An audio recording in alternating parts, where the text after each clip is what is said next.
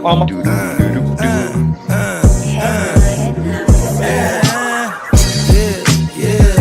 the shit, finna call a blitz, make you call it quits. I can execute the plan on improv off script with my brothers from another living color with the skit. With the shit, finna call a blitz, make you call it quits. I can execute the plan on improv off script with my brothers from another living color with the skit. You know the squad I'm bumming with. Try to run with the rock and you fumbled it. Finna spin the block in the mothership. Rock like Woodstock, big stock, smother shit. Word to Uncle Sam, we tax like the government. Still in the game till the day I'm in love with it. You are now rocking with the most coveted. Unapologetic, let you know who you fucking with. What's the use? I got the juice. Tapping head tops like Duck, Duck, Goose. Slide off smooth in a coupe, no roof. Rocking sheep's clothing, I'm the big bad wolf. Double up, we gon' double down and double that. If I feel him double crossed, I'ma double back. That's a couple $100 large in a duffel bag. Blitzkrieg, somebody gon' end up a pack. With the shit, finna call a blitz, make you call it quits. I can execute the plan on improv off script with my brothers from another living color with the skit. With the shit, finna call a blitz, make you call it quits. I can execute the plan on improv off script with my brothers from another living color with the skit. You half steppers can't fuck with this. I'm with the big steppers and we stumping shit. Ice grill, you can feel the momentum shift. Alpha and the Omega, I'm the Genesis. Real savage, go getter. Yeah, I'm getting it. School of hard knock, I'm the mascot, flipping shit.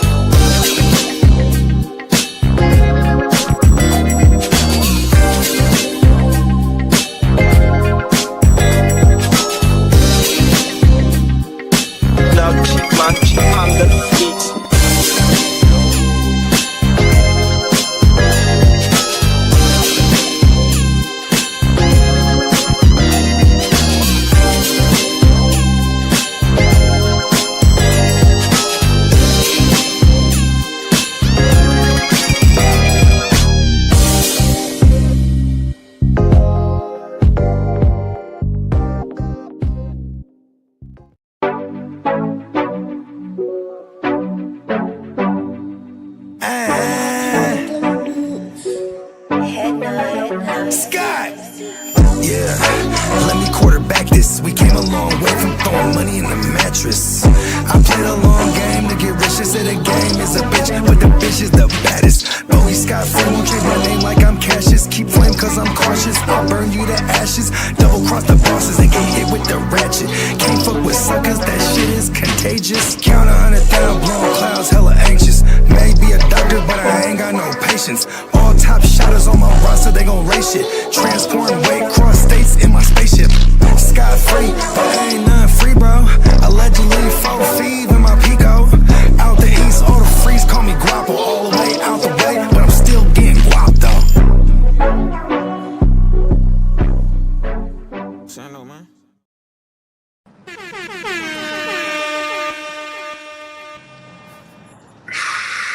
Yes. Hey. Happy birthday, Tupac, y'all. Come on now. Happy birthday, Brad. Hey, look, I was going to say, I'm not a dope MC and or lyricist or artist specifically. If it ain't for Tupac, man, rest in peace, Tupac. Happy birthday, June 1671. And happy belated to my mom's too. It's her birthday yesterday. That's how I always never forget. Right after my mom. Yeah. Happy birthday, Mama Bogues. Yeah, man. They came back from Reno yesterday, so I ain't seen her yet. You know what I mean? But my mom's always trying to gamble somewhere. But my dad always says, "Oh, it's easy." I go, "Oh, what are you gonna do for mom's birthday?" Wherever she wants to go gamble. And my Come on now. dad, he calls himself a cheerleader. You know, I just go there, I got my drinks. I'm just, cheering her on. Like, there you go. You know what I mean? But yeah, man, we got the whole playmakers here today. Let's go. Sir. We in this thing. Jermaine. Gang in the motherfucking building, man. Yeah, you know what? Hey, look at right out the gate. You tune into a live Tupac's birthday edition of Way. Yo,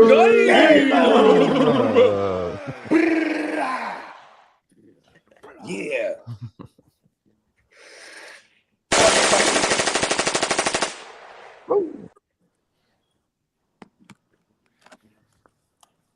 Pretty solid. Just been working on these rankings, y'all. Glad to be back again. I was topping it with Pops. Oh yeah, Papa there, right? Last weekend or Friday. Yes, he was. Yes, we barbecued and it was a great time. So, but yeah, over the weekend I started thinking. I was like, it's time to get these rankings going and start off with running backs. And got them ready to roll whenever y'all are ready. But yeah, happy birthday, Tupac, and yeah, glad to be back, gang. Man, come on, glad to have the Spencer Guru. We got the Guru Nation power rankings. You know what I mean? These things just what's dope about the rankings because we just get on there and debate them. You know what I mean? And we get to interchange them as we go along too. Because you know what I'm saying, it isn't something that's always set in stone. This is why we fuck with Spencer Guru because you know what I mean. You'll see as the off season goes along and you keep updated. He always keeps his rankings updated. You know what I mean? Oh yeah, they fluctuate. I'm humble enough to admit that these June rankings are not going to be the final rankings. There's going to be some fluctuation as we get more news, camp updates, injury updates, time, especially these running back rankings with the potential timeshares, especially in that RB3-4 range. I mean, there's going to probably be all kind of movement. I feel like the RB1 tier is pretty set in stone, but then like the mid to late RB2s, there could be some movement there. And then anything below that is just kind of – those guys have to earn it. Those guys like Tuten and whatnot, like they've got to earn their spot, and we'll see if they can do so here this summer and heading into the fall. There's always going to be some crop of running back that comes out of nowhere from that some tier jumping crop. You know what I mean? And this is what's dope about the rankings because we get to find those and diagnose those guys that we think could potentially jump those tiers. You know what I mean? Mm-hmm. Fact. Like a Bhayshul Tuten, for example. I like that example. Like if he gets the gig, wherever I'm sure we're going to be drafting him late, right? Later. Yeah. What up, Derek? Shout out to Derek, man. Alas. The chat's lit today. Oh yeah, Albert up in there, Derek. Yeah, we got all the whole Prime One's in the house. Prime One. What up? It's fucking lit. Alas. Yeah. Matty Law. What up, Matty Law? Yeah, man. Shout out to the Law. Hey, look at this. Yeah, check this out too. Kicked it with him in Vegas. I wanted to thank everybody so far that has purchased me and Franco's new joint produced by Prime One's called the Cargo Colt. You know what I mean? We got it going direct to consumer. You know what I mean? Shop Prime One. You know what I'm saying? Also, another announcement I wanted to make. We did drop another EP over the weekend. Shout out to my brothers Triangulum and Block. You know what I mean? This joint's called The Trifecta. You know what I'm saying? Also on Shop Prime One. You know what I mean? Here's the other thing too. Everybody that's already purchased and everyone that's going to purchase now moving forward, you guys are all entered in my giveaway. We are be giving away some merch. So, you know what I mean? Just to appreciate everybody who supported us. Let's fucking rock. Oh, yeah. And I have to shoot those links. I got to shoot these we got new direct links to these projects. I'm going to have them in all the descriptions moving forward, even including this episode. I got to shoot them over to Peacock ASAP. I might even do that in like 5 minutes or so. But yeah, man, rocking, baby. What up, Banks? Yeah, I got Bakes in here, Ninja, Wise Man, Iffy. What up, yo? Come on, baby. It's lit this morning. Tupac's it's birthday, so lit. damn it. It's so lit. Yes. What up, Wise Man? We all in this thing. You want to get to some running backs, and we get to the news. Sounds good. Yeah, let's do it. I guess I'll just start off with the the RB1 tier, we'll go 1 through 12 since most of y'all play 12-team leagues. So I'll start off with the top 6 here. You got Gibbs at 1, going with Jahmyr Gibbs at the 101. It was a tough call between him and Bijan, but lean with Gibbs. I mean, with the Montgomery train out of there, Monty Bird's now in Houston. Peacock's new primary back. And then they brought in IPOC, but not too worried about him because he didn't really do a whole lot last year. So got Bijan. They got the B-Rob show over there in the ATL. They got both B-Robs now, Bijan and Brian. But as we saw last year, Brian is definitely just a handcuff. CMC got all the work there in Frisco. So I'm thinking Bijan. In one of our leagues, right? Shout out to Clock, because Clock and Peacock in the same league, they've got fools with this move. Clock had posted B-Rob, as in B-Rob the mob, ends up flipping B-Rob for a third to somebody, right? And then I'll say his name. What's Brett's name? Gemmo's the only guy I let have a co-commission. What's his Brett's name? Jax Falcone. So Falcone, he gets in there. He's hot as fuck. What the fuck is this? No one trades away Bijan for a third. Starts tearing everyone a new one. Then we tore him a new one because it was Brian Robinson. Stupid. Right. Click on that shit. But, you see. Just B. Robinson. Yeah. They just assume Don't want to say that he's done that twice. I don't want to say that he's already done that twice in this league, but I mean, he's the only co-commissioner I know of in our side of leagues. I'm like co-commissioner, just kind of like coach role. And now we won't let him leave because there's been several times he's threatened to leave. Like, no, you're too much fun. Shout out to Silky Johnson. Silky Johnson in the chat. Yeah, what up, Silky Johnson?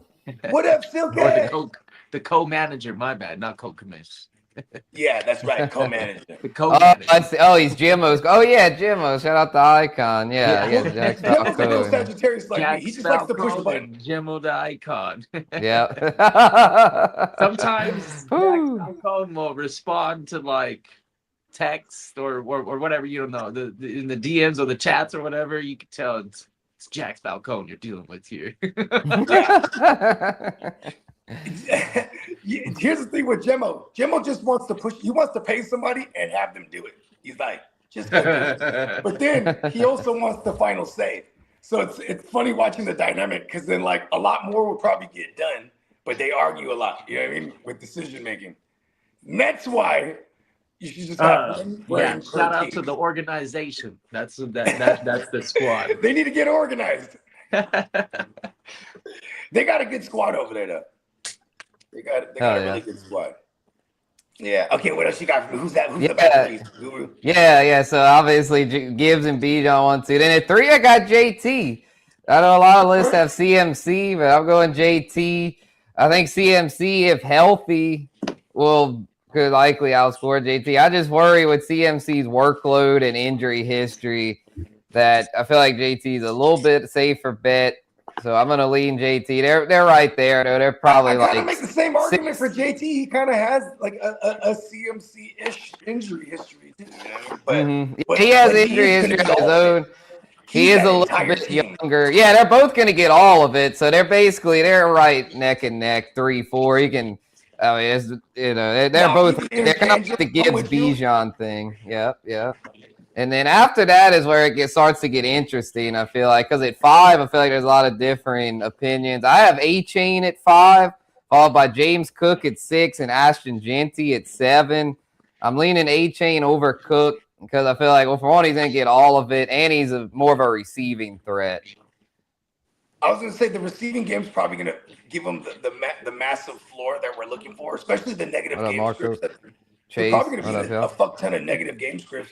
But even with the stackery of the boxes, do you worry about that at all for A-Chan on the ground?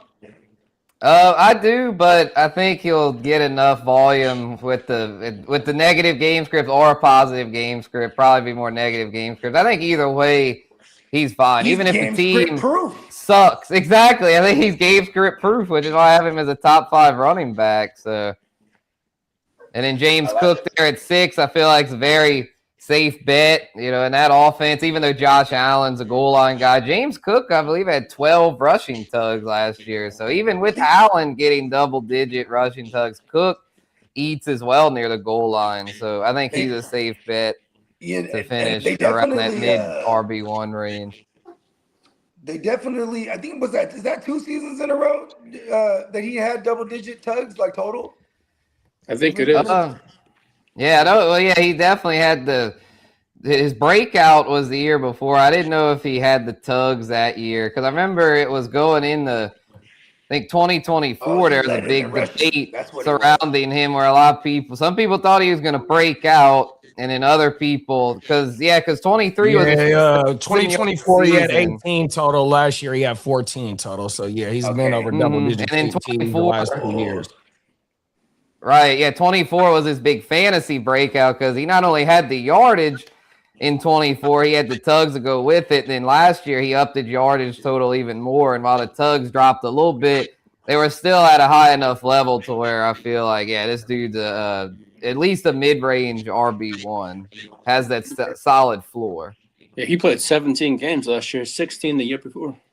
Yeah, and in that offense, I mean, as long as Josh Allen's healthy, that offense is going to move the ball. Good for Cook because it opens up so many lanes for him, especially down there in the red. Exactly. So I'm leaning to and the passing offense should be a whole lot better this year as well. Yeah, because you got Joe Brady. He's gonna get everyone involved. Like, go back to when Joe Brady was a play caller with CMC in Carolina, and then CMC went down. Mike Davis. Remember, Mike Davis was like running back 11, and he caught a ton of balls too. Like, I like this James. I'm putting James Cook over A-Chan just because he's on a better offense.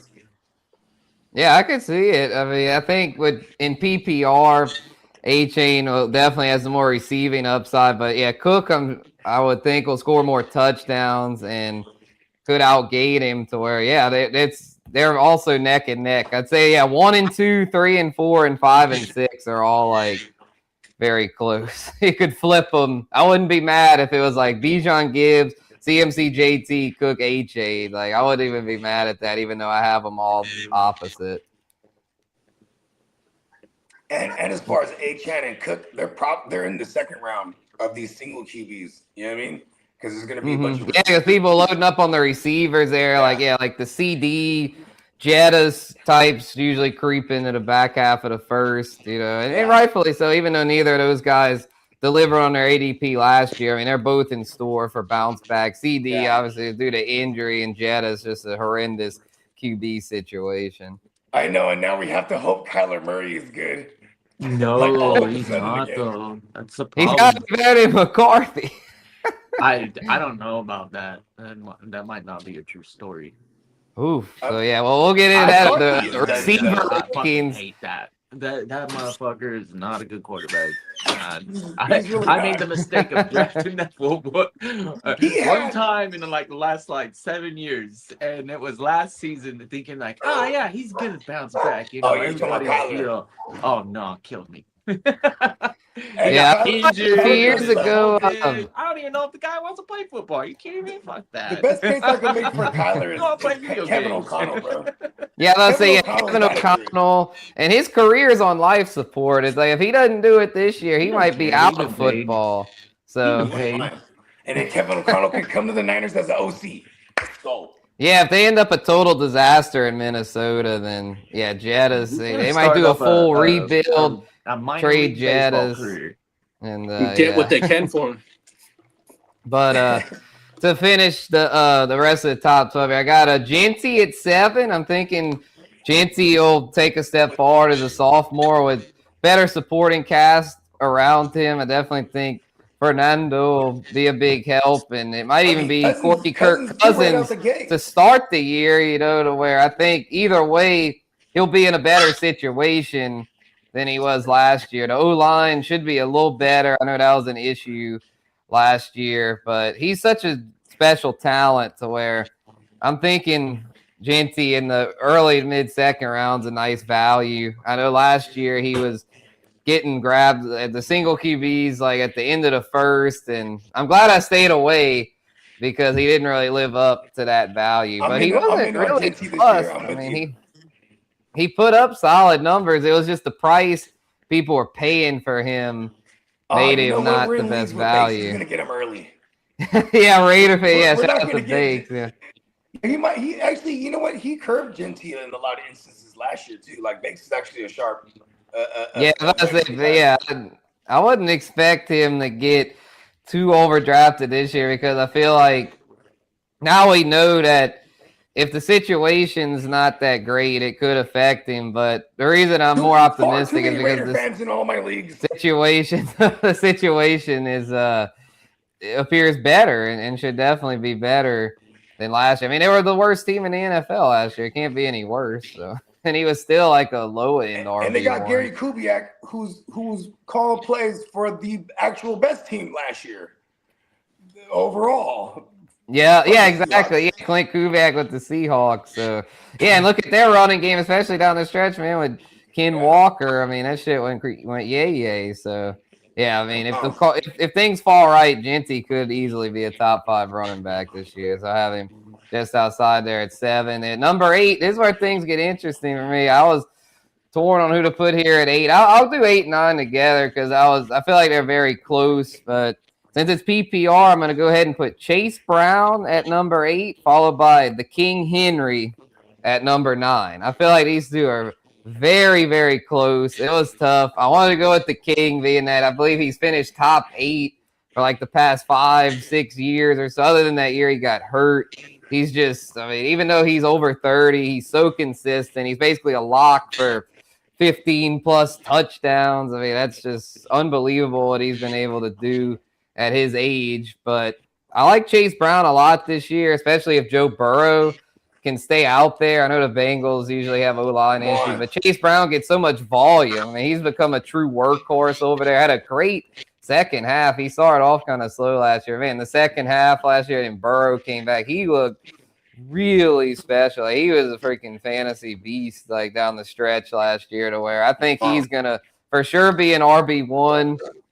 And the King Henry, man, you got to give him his respect. You know, every year people want to write him off and say, oh, he's going to fall off big this year. He's not an RB1, but he's shown that he can still do it. So until he shows signs of decline, I'm not going to disrespect the King. I think the King will once again be a steady RB1 despite his lack of pass catching upside. Tractorcito. He's in my top 5. And top 5. Wow. Okay. Yeah. Even in PPR? I have Jainty in the top 5. I got Henry in the top 5. And then one person that's not on your list that I do have up there too is Breece Hall. I think he's just gonna get so much work. You can't ignore it. And I'm not really afraid of the other dude, Allen. Braylon Allen's gonna get touches, but if we're actually improving as an offense, Breece Hall is gonna be the focal point. It's just gonna be it. Like we're dealing with Geno Smith and a lot of receiving options, but the second option is going to be oftentimes that dump off. Breece Hall is going to get a lot of fucking catches again. I can't wait.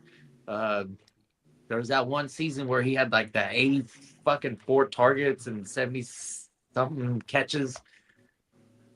That's the type of PPR action that I'm banking on out of Breece Hall this season.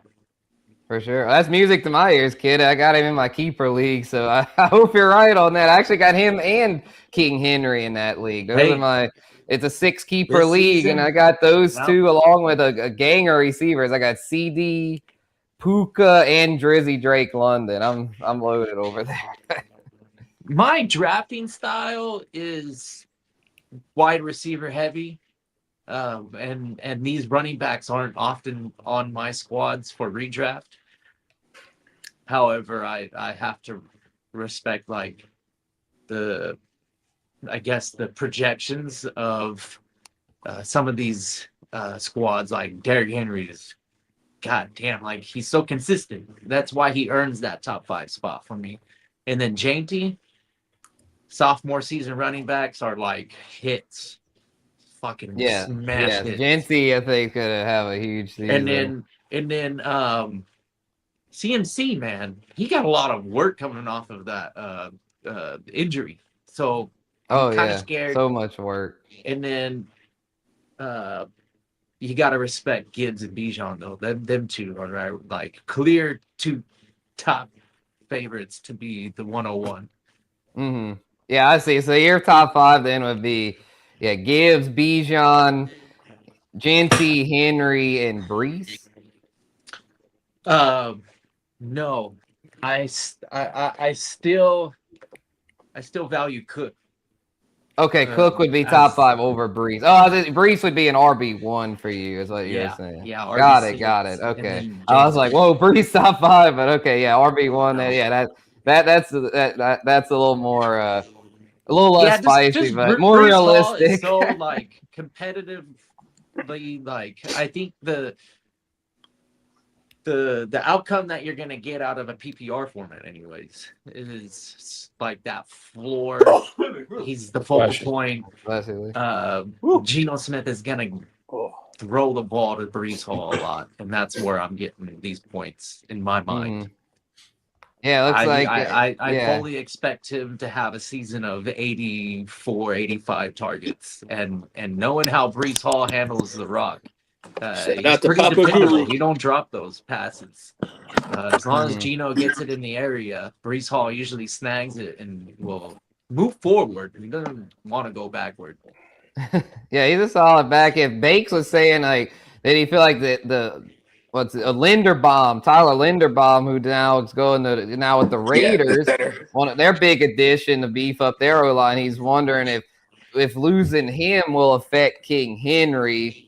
I mean, I feel like King Henry's just such a safe bet to where even if the O-line's not quite as good, I gotta give the King his respect. It goes back to your same argument with a James Cook. The fact that James Cook got a stallion in the, you know what I mean, as a signal caller. You know, Henry's got Lamar. Just a galloping, and then this guy got Lamar. You know what I mean? So like, you know, I think we've seen that even last year without Lamar, because he missed a handful of games. And both technically, on paper, we're expecting both of those quarterbacks to have a little bit better receivers to throw to. So I don't know. Technically, you can always use that as an argument against these running backs, but I'm telling you, Cook and Henry should be on everybody's radar as I guess your RB1. I don't know. To me, Henry is the easy buy because the price point. People are just always always passing up on. You're always scared of the age. I'm not. I'll take them all day. Pause on all that. Good pause. Drafting business. Although my style this season, I have to stick to it. I've been saying it, and I swear I'm gonna stick to it. If I can fire off 5 wide receivers in the first 5 rounds, I'm doing it. I'm gonna do it. You better beat me to it.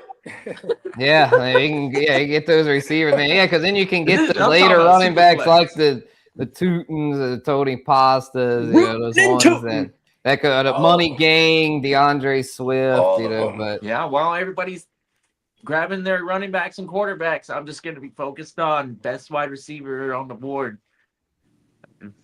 For sure. Yeah, let's I gotta to finish all the top 12 here. This will be music to Lee's ears. Omari and Hampton at number 10. I think Omar Hampton's gonna have a big year. Big sophomore year. Kitteh was just saying about sophomore running backs having big years. I think he'll do well this year, assuming he can stay out there. The injuries hurt him last year, but if healthy, I think he's an RB1. And we got Saquon at 11. I know the Eagles aren't quite what they were on offense, but I still think Saquon's at least a low-end RB1. He's solid, consistent. They've got a good O-line still, so – and then at number 12, got to give the kid some dude, Jeremiah Love. Got J Love sneaking into the top 12. I know a lot of people have him even higher than that. I couldn't go quite that high, but this kid's a special talent. So I felt like he had to be included here in this top 12. You know, their O-line's hella bad. Kind of gives me Genty vibes a little bit from last year. Yeah, Jinty last year was going higher, I believe, than RB12. Whereas I think if Love's price stays in that like late second range, I'm okay with that. But if he creeps into the early second, late first, I'm not buying him there if he goes that high. I'll say New J Love might volume his way into a back end finish. You know what I mean? That's kind of that's how Jinty did at the end of year. At the end of last year, he bubbled his way into a back end RB1 because of the receiving game. Yeah, and Love's has a really good passing game ability. He's got a really good receiving chops. So yeah, I guess when you take a first round running back, it's obvious, and especially third overall. It's goddamn Cardinals are so horrible, man. It's like they do have some decent weaponry to take the top off. I mean, who's like throwing the ball? What's up, JB? We definitely like What up, JB? But that's Stay about tuned it, live. you See you know? tonight. Vallejo in the building. what up? Michael Wilson had that breakout. I don't know how consistent that's going to be here from here on out. I don't know. Yeah, the And beef then Marvin brisket's Harrison. probably going to start at QB. Brisket. He would was be their slinging best it last option, year. too. He was They gotta slinging get it. that contract straightened away. He's a little iffy on that one. Yeah, because we want McBride to still pace his, projections and history. So keep Brissett throwing the freaking McBride 180 times. That's awesome. We also got the Ginsu over there. If Brissett Brissett ends up flaming out, we got the Ginsu and Carson Beck. Carson Beck, bro, the rookie. But I think the Ginsu would be the better bet. I think the Ginsu's injury wasn't as bad as they thought. I think they initially thought it was a torn ACL, but I think it didn't end up quite as bad. Yeah, it wasn't bad like Mahomes. Right, because initially they thought it was an ACL, but yeah, his ACL was spared, so he avoided needing surgery. He entered free agency at full strength. You know, who The guy must have high IQ for football, because I don't know after all these reps and what his value actually has on that field, unless you're doing a full take and then. To me, though, Brissett is only going to not be a quarterback for the Arizona Cardinals, and if the injuries, Yeah, I mean, it should be Brisket. The only way that Ginsu gets in there. Brissett played pretty good football. I just have to give Brissett his roses, I guess, for fantasy. He didn't do terrible for our QB3 and emergency starts and whatever. McBride, he still gave you the production. See, that's what I'm mostly, worrying about. I don't know if Ginsu's gonna fucking carry McBride the way that Brissett can. Well, I think Brissett should be in there. I mean, I would think they'll work out the contract just because this is a big opportunity for him. This is a big opportunity. Yeah, we broke down this. We broke down the pay situation in Arizona. Ginsu only getting $5 million, Brissett only getting $5 million, and Carson Beck, his deal is 3 years worth of total of $5 million or some shit like that. So Brissett only need another $1 or $2 million, and he gonna be happy. Yeah, I think they'll work that out. I don't think that's that. I want 11 million total, guaranteed. Come on now, Shout out to Jacoby Brissett.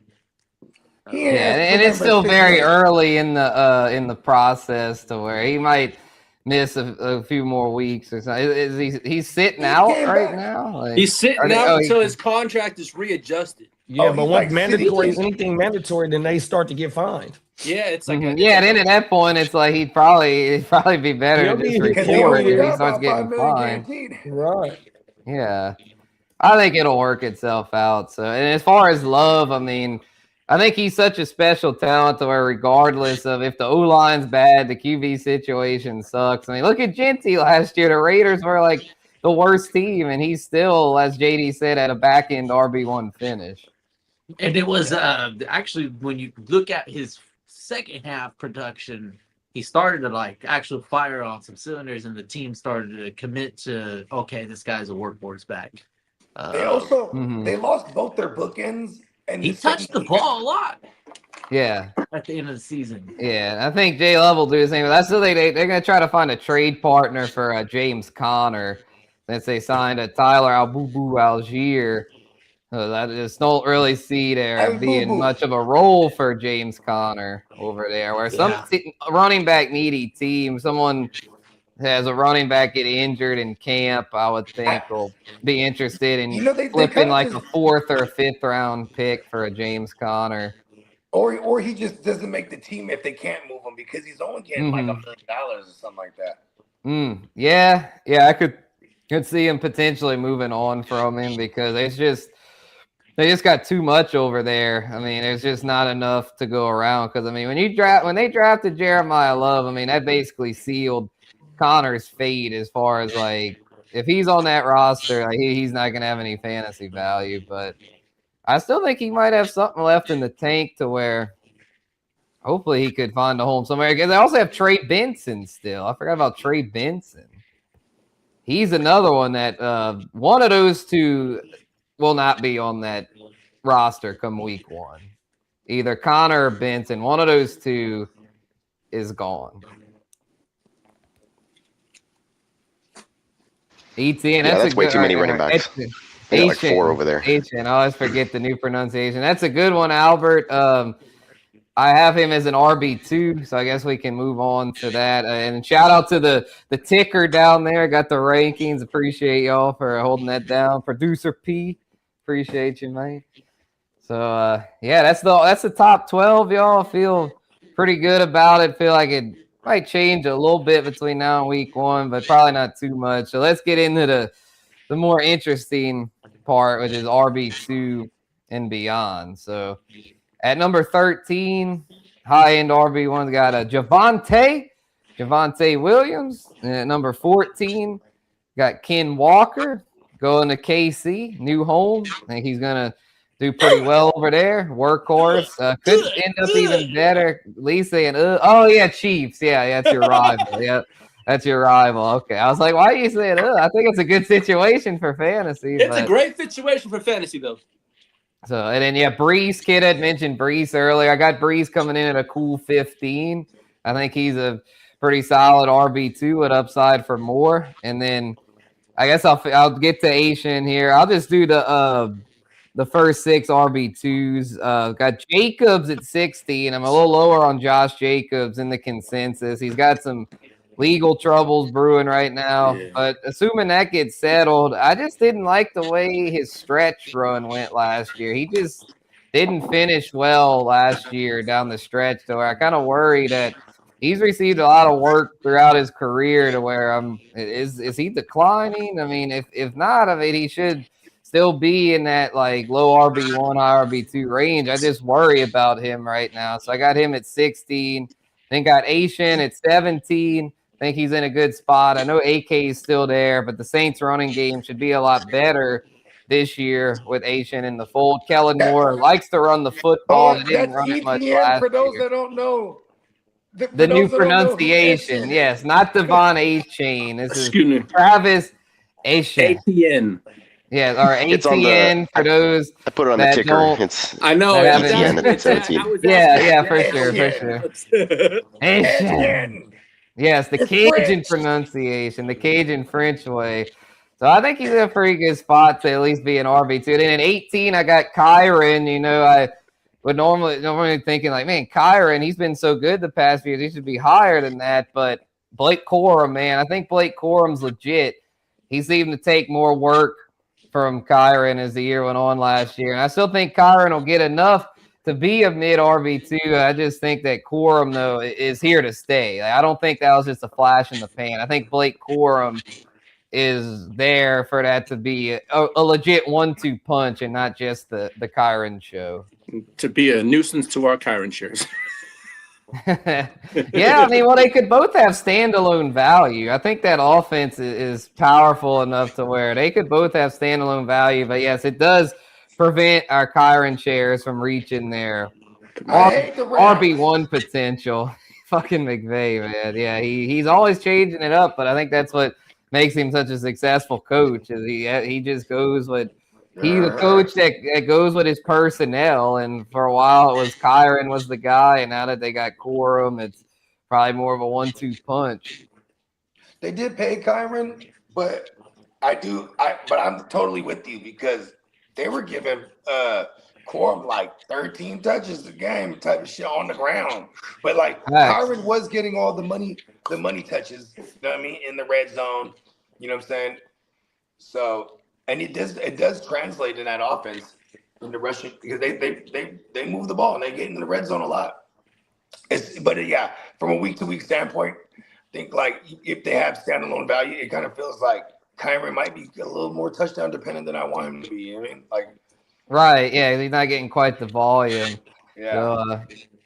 So, what are y'all's thoughts on Ken Walker? I know some people have him as an RB1. I did for a minute, but then I started thinking, I'm like, man, the Chiefs, like with not having Mahomes probably the first few weeks and just I think Mahomes is playing, dude. Mahomes is there week 1. Mahomes is playing. Okay, but he might not be quite himself.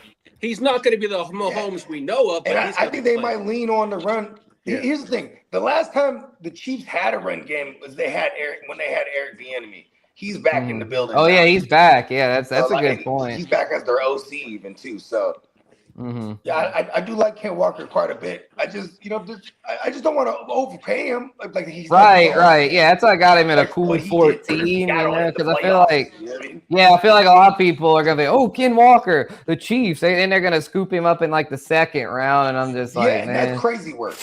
Yeah, I can't do that, man. I can't do. I think I would love to have Ken Walker later. Yeah, late third, early fourth, I think would be good for him. Now we're talking, right? I'm like, that's value. Go receiver, and I would love to crack off my running backs, my RB1 with a Ken Walker. They do have another guy over there that they drafted, but I'm pretty sure like he'll get into the fold eventually. But like Ken Walker's their guy, they paid him. Yeah, exactly. Yeah, that kid from Nebraska. Yeah, I think his name was Emmett Johnson. Yeah, that's what they got. Yep. Yeah, I think he's pretty legit. But yeah, Ken Walker's that dude, at least for most of the year, I'd say. And I think maybe he's going to get majority of it as long as he can stay healthy. Because that's another thing about Ken Walker is like he definitely has a riddled injury history. And Javonte, man, what are y'all's thoughts on him? Do y'all think he's legit? I mean, I have him just outside the top 12, and in that offense, I mean, Dallas theoretically could have a top. You could say they could be the top scoring offense in the NFL. I mean, with freaking back there, the CD, Pickens, Fergie, their O line's good. I mean, they're cooking. They're cooking on Javonte gets all of it. Let's fucking go. That's what I'm saying. If anything, I might be underselling Javonte. What was Javonte last year, JD? RB6? 12, I think. 12? Okay. 12, 11, something like that. There's been a lot of 8 to 12 is 8 to 12 as a finish for Javonte. Shit. Think about it. If it all goes well for Javonte, I think he can finish higher than a Genty even. You know what I mean? Okay. I just swap him with Genty. Like but I do like the Kirk Cousins there and the whole Kubiak thing and the better O-line. I do like, and think he's going to get most of the work. So I do like Genty there, especially in year 2. But how about this? Javonte's workload and his work in the passing too. Even if it's not the high volume, he's super efficient. You know what I mean? Yeah, here's a versus for y'all. Javonte or Saquon? Ooh. I would always just wait on and take Javonte. I don't ever like paying up for Saquon because his name brand still gets him going in like the mid-second round. You know what I mean? Maybe that's a good point. Yeah, head to head, I'd probably still lean Saquon, but at ADP, definitely Javonte. Yeah, because Javonte could fucking tear jump like a motherfucker. You know what I mean? Well, I mean, him and Ken Walker are pretty nice comparisons in my book when you talk about. I like that. They're right, 13 and 14. I got them. I just like Dallas's offense better though. That's right. Javonte is a PPR back that didn't even do nothing in the PPR game. He had 1,300 yards with like 12 TDs. Come on. Yeah, your Cowboys looking good this year, Derek. I gotta admit it. I love the Cowboys, but pay the WR1s their money, man. Give them, give the NFL their notice right now that you need to have 2 WR1s. You got the money now. Right. Yep, and Philly just traded AJ Brown. Where I don't know about this Philly offense, man. I think Saquon's still solid, but man, I don't know Philly, man. I feel like they're kind of trending in the wrong direction. And it's another year with another coordinator, offensive coordinator. We got to see what their shit gonna look like. Yeah, I know. If anything, I might almost prefer Javonte straight up. What trade is this? This new coordinator? Sean Mannion, I think he came from Green Bay. Oh yeah, the Mannion. That's right. Mm-hmm. Okay, so he's like I'm assuming if he's like a LaFleur guy. See, everyone's getting some kind of piece of that type of offense. You ain't lying. And I think Buddy hella young. I want to say he like 30 something. Yeah, he's gonna be the play caller over there. Yeah, he was. Okay, do you remember this? It was like the 2021 championship in fantasy. This is when we still had 16 weeks, but it was Green Bay versus Minnesota, and then it was Kirk Cousins versus Sean Mannion. No, Kirk Cousins couldn't play, so Sean Mannion got in there. And that's who that guy is now. Reminds me, I'm working on a Kirk Cousins drop. I'll get that probably later today. Will we like that? Kirk. Yeah, we'll like you like that? Come on. But it's gonna be straight from Breaking Benjamin's Diary of Jane. Do you like that? Do you like that? Come on now. Dude, that was the song. It was at one of the NASCAR games, bro. NASCAR 07, I think. Yeah, that song's like flipping. That's a fairly deep cut. That's a 20-year-old song already. Damn. Anyway. I know, man. It makes me feel old. Yeah, I was a little kid when that shit was slapping, and now That makes me feel really old, little bro. That makes me feel really old. Yeah, I was like cruising around in high school, I think. Anyway. Oh, goodness. If it was 07, yeah, I definitely. I just had my. Oh, the Matrix got him. Yeah, I was. Matrix, damn. I was definitely, I think, at college or something already. I wasn't in high school, but anyway. Good cut. I think Kirk Cousins was saying that he might have been influenced by that song. Oh yeah, you like that? You like that? It's a good one. Well, let's see if y'all like the rest of this RB2 tier. At number 19, we got Bucky Irving. I think Buck. I think he'll bounce back some. I don't know if he'll quite get back to the level he was. When was that? 2024, I believe, when he broke out and was looking like an RB1. But I think he'll bounce back enough to be a solid RB2.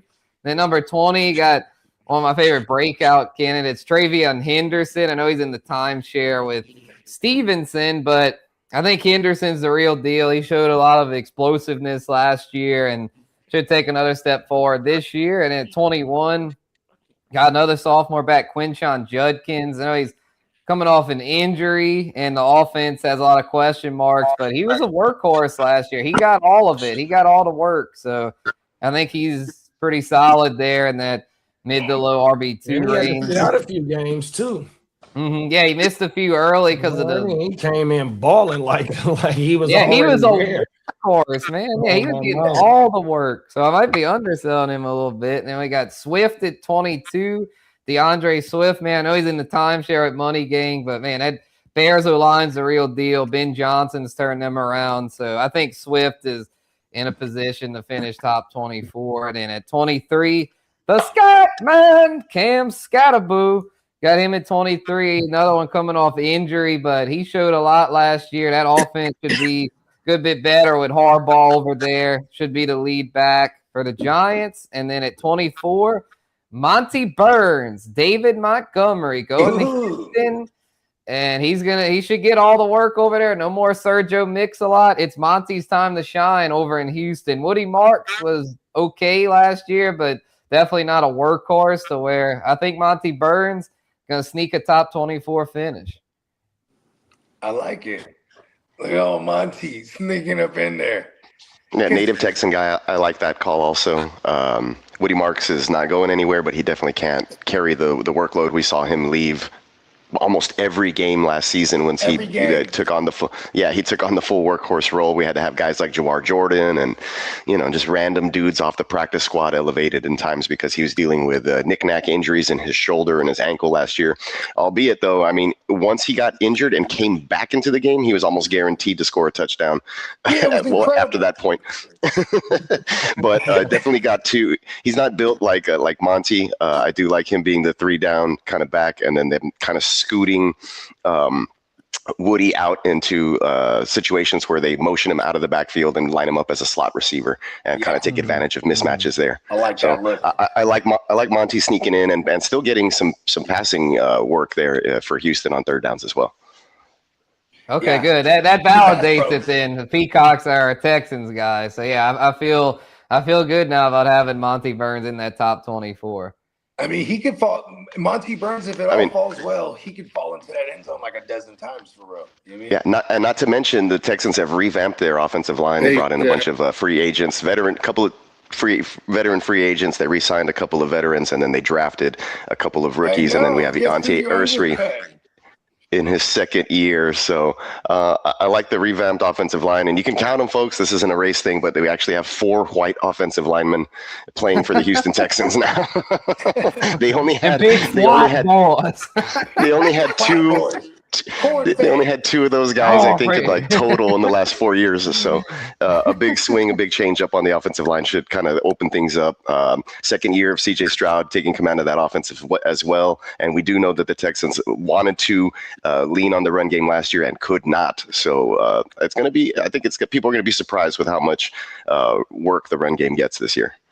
Yeah, Monty definitely a big upgrade over Nick Chubb. I'd say Nick Chubb looked totally washed, and then Mix-a-Lot just could never get out there. Thinking him and Chubb, their careers are probably over. I don't see those guys playing in the NFL again unless they can somehow. Well, Chubb for sure. I think Chubb's knee just is too messed up. Yeah, word on the street with Mixon was like stem cell stuff for his foot. They went wrong on his own that he didn't take care of with the team. That who knows, right? So no idea really what ended up happening with him. Yeah, because it looked like he's on the list. Like, he'll be back after like 6 weeks, and then it just never came back. Almost reminded me of the Ayuk situation.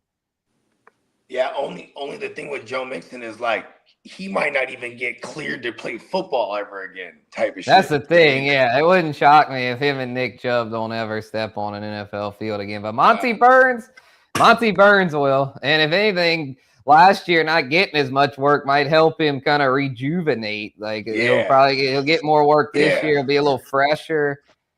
After last year, kind of taking a back seat to Gibbs. 2 seasons removed he had like a mid-season injury. It wasn't last season. I think it was 2 seasons ago where he kind of they thought he was done for the year and he played through it or whatever. He came back for the playoff game, but he was a shell of himself. He shouldn't have come back for that. He had to come back. Yeah, I definitely like running. I like running backs 2 years removed from major injuries. So this is a good full healthy offseason. Yeah, I mean the Texans. Y'all made that move pretty early in the offseason, which tells me that y'all have big plans for him. Yeah, it's like y'all targeted him because I think y'all are just so fed up with how last year's backfield situation went. So y'all are like, all right, we need to get a new workhorse, and so y'all chose Monty. And so I think he, if healthy, he'll sneak that top 24 finish. Yeah, Woody Marks is a 4th-round pick, albeit he was really good in college at USC where he played, and we talked about him a little while ago. He was good while healthy. He's not built, I think, to handle an NFL workload like that. So, the Texans are really looking forward for that last season. They couldn't lean on it, not to mention the big old offensive line mix-ups and injuries just down the line. It was just hard for them to lean on a run game in the playoffs. And when you're back there and every play it's C.J. Stroud dropping back with a horrible offensive line, and you saw the results, when they played really good defenses late in the season in the playoffs. I do really like. Gotta fix those things. I like the fact that it's the 2nd year where what's Brett's name from the Rams? Nick Caley. Yeah, Nick Caley. Yes, I'm very consistent. I always say I'm just a big fan of continuity.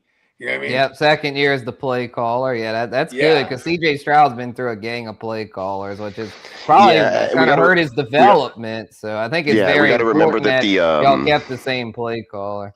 What up, Tino? Yeah, the system with Bobby Slowick was too simple, I think, and it was just like not a lot of freedom to check out or do anything, and he was kind of trapped. Just and everyone go down the field. Everyone go long. Pause. Yeah, exactly. And then the installation last year for a very complex offense that Tom Brady ran with all these checks and if this, do that, then this, then do this, and a lot of reads was probably a lot for CJ Stroud to handle with an incompetent offensive line in year one in that system. So year two with a better offensive line coming into what Nick Caley already said, I'm sorry, not Nick Caley, but the quarterback's coach came out a couple of days ago and said that Stroud is, light years above where he was last season at this point in terms of grasping the offense. So that's great news already. If you can hit the ground running at training camp with an understanding of the offense, should be able to see some improvement on those lines.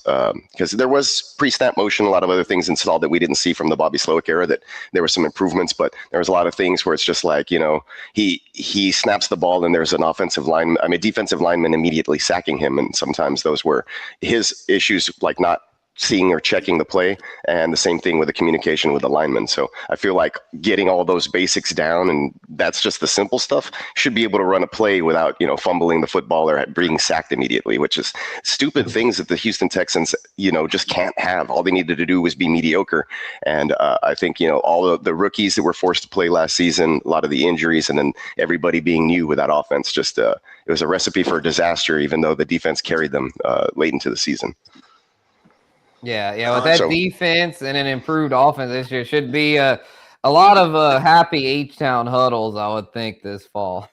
I mean, I'm back and forth in the last two seasons. Those 2 11-win seasons, including playoffs and stuff. So it's tough being a Texans fan because I would always say my expectations are low, but I feel like at this point, going into Stroud, Will Anderson, and DeMeco Ryans' fourth year, the expectations are considerably higher. Like we need this is y'all's window of opportunity. Yeah, y'all need to strike. I mean, because generational talents like Will Anderson don't come around every day, and if CJ Stroud can bounce back to being that franchise type QB, then y'all gonna need to cash in here in these next few years because those kind of talents don't come around every day.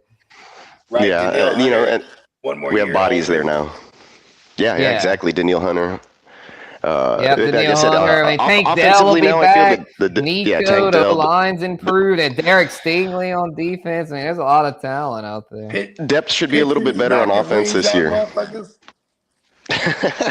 We got Reed Blankenship in the house, so they added him there as well. Yep, H2O2 at linebacker, Aziz. H2O should have a bounce back year. Yeah, Jalen Pittry, he's an IDP guy. Caden Bullock, Kamari Lassiter, and fucking Stingley. That's secondary nasty, bro. It's nasty to say the least, right? Yeah, that edge duo and that secondary makes it to where the linebackers can pretty much just sit back and chill. Like they don't H2O2 and Aziz, y'all aren't under a whole lot of collect pressure. Tackles. Well, I mean, I don't know. Just collect tackles. H2O needs to learn to wrap up. He needs to learn how to cover and wrap up. He's a little over aggressive. He knows how to hit. We lost 2 games last year where he hits Baker Mayfield, doesn't wrap up, and then Baker scrambles an extra 20 yards. They kick a field goal and we lose. Like, come on, man! It was a 4th down sack right there, bro. And there was another one where there's another one where he's in coverage and it goes right through his hands over his helmet for a touchdown. It's just there's a couple times where H2O has lost us games. So the EJ Speed being hurt and not playing all season is gotta wrap up. Right. It's gonna hurt a little bit. But Christian Harris got let go. He's no longer with the team. But they did draft what's his name, Woodaz. So that guy's been flying around. That's a big pause, my boy. Woodaz, Woodaz. But he's been showing up a little bit in camp. We got a Woodaz, a Woody. And we got Woody Marks. Wood ass. Y'all got all the wood. Pause. Oh, world. They got some good names going on there. That's funny. Yeah, Wade Woodaz. Well, he's got the wood and he's got the ass to his name. From Clemson. So, yeah, he putting the wood to the ass. Wow. Lee took it there. You know. Come on, man. You know me. Woo. But yeah, I like Monty at 24. We talked about the Texans enough. That was good stuff. Hell yeah. As I was saying, what are y'all thoughts on Scat, man? Do y'all think he bounces back and or comes back from injury and ends up top 24? I know Tracy's over there, but I think he's more kind of like I was saying about Woody Marks, like more just like the compliment. You know what they're gonna do over Here's there, what I think about the Scat Man.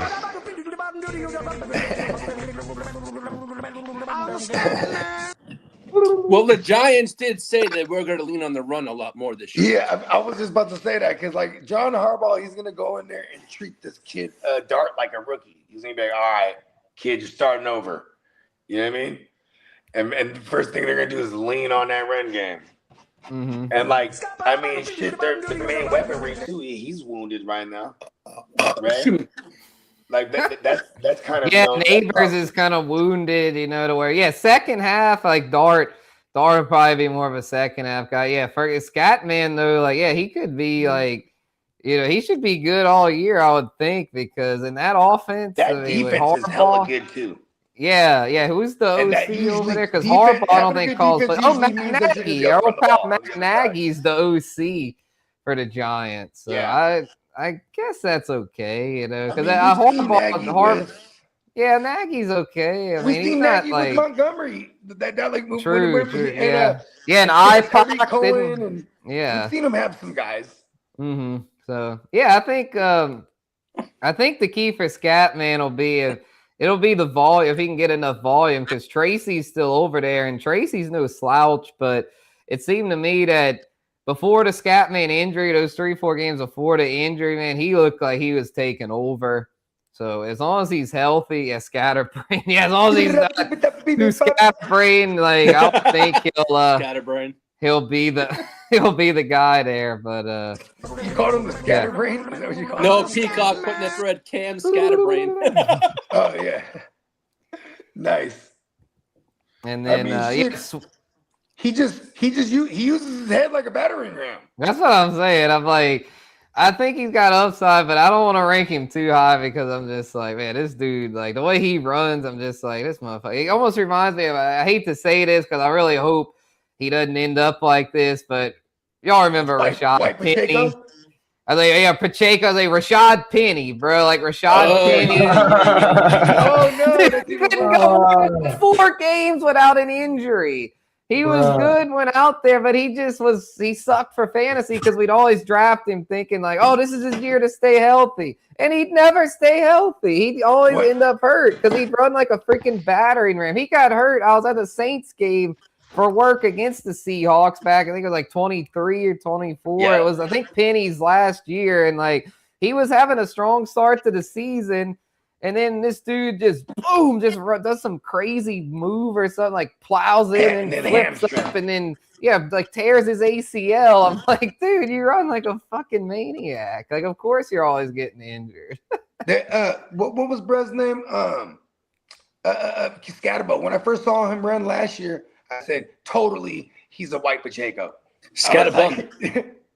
He runs like a madman. Hella angry. Just fucking angry as fuck, want to hurt everyone, including themselves. Yeah. He did get a few angry run awards. I know that. Come on. Yes, Brandon. Yeah, I mean, I could see swapping Monty over having Monty over Scat. But I mean, I have them neck and neck. I mean, it's like. But to me, the injuries is what worries me about Scatterbo because of how he runs. Mm-hmm. But I think he's got the upside. Oh yeah, I think the upside. Yeah, so I mean, maybe we move him down a little bit, but yeah, that's why I brought him up because I just felt like it was tough for me to try to figure out where to rank him because it's like some lists I see him, it's like they have him like as high as like 18, but I'm like, nah, that's too high, bro. So like I had him, like low RB2. John Harbaugh's gonna want to run the ball, control time of possession because he has a good ass defense that's gonna keep them in games, or even be able to help them defend leads. You know what I mean? Like, Yeah, and that's going to go hand in hand with the run game on the other side. So that's my case for Scatterbo. But yeah, of course, there's concerns. he's coming off of like a reconstructed, like fucking dislocated ankle or some shit, right? Like something crazy like that. But he was at WrestleMania, like he was at WrestleMania jumping around and doing all kind of shit like a few months later. I tend to believe he's gonna be all right. Oh yeah, he'll be all right. So yeah, let's I'll go ahead and do through 36, and I'll leave it at that for now. We'll do top 36. So we'll move on to number 25. We got a rook here at 25, Jadarian Price. He's only the second rookie on the list. This rookie class for running backs on the weaker side, in my humble opinion. But I think Jadarian Price is in a good spot. You know, he's going to be taking over as Seattle's lead back most likely, with Charbonnet coming off injury and Emmanuel Wilson being more of just a complimentary backup type back. So I think Price is in a good spot. He was basically the complement in college to Jeremiah Love. Both went to Notre Dame. So he'll be asked to do a bit more, especially early on if Charbonnet misses time.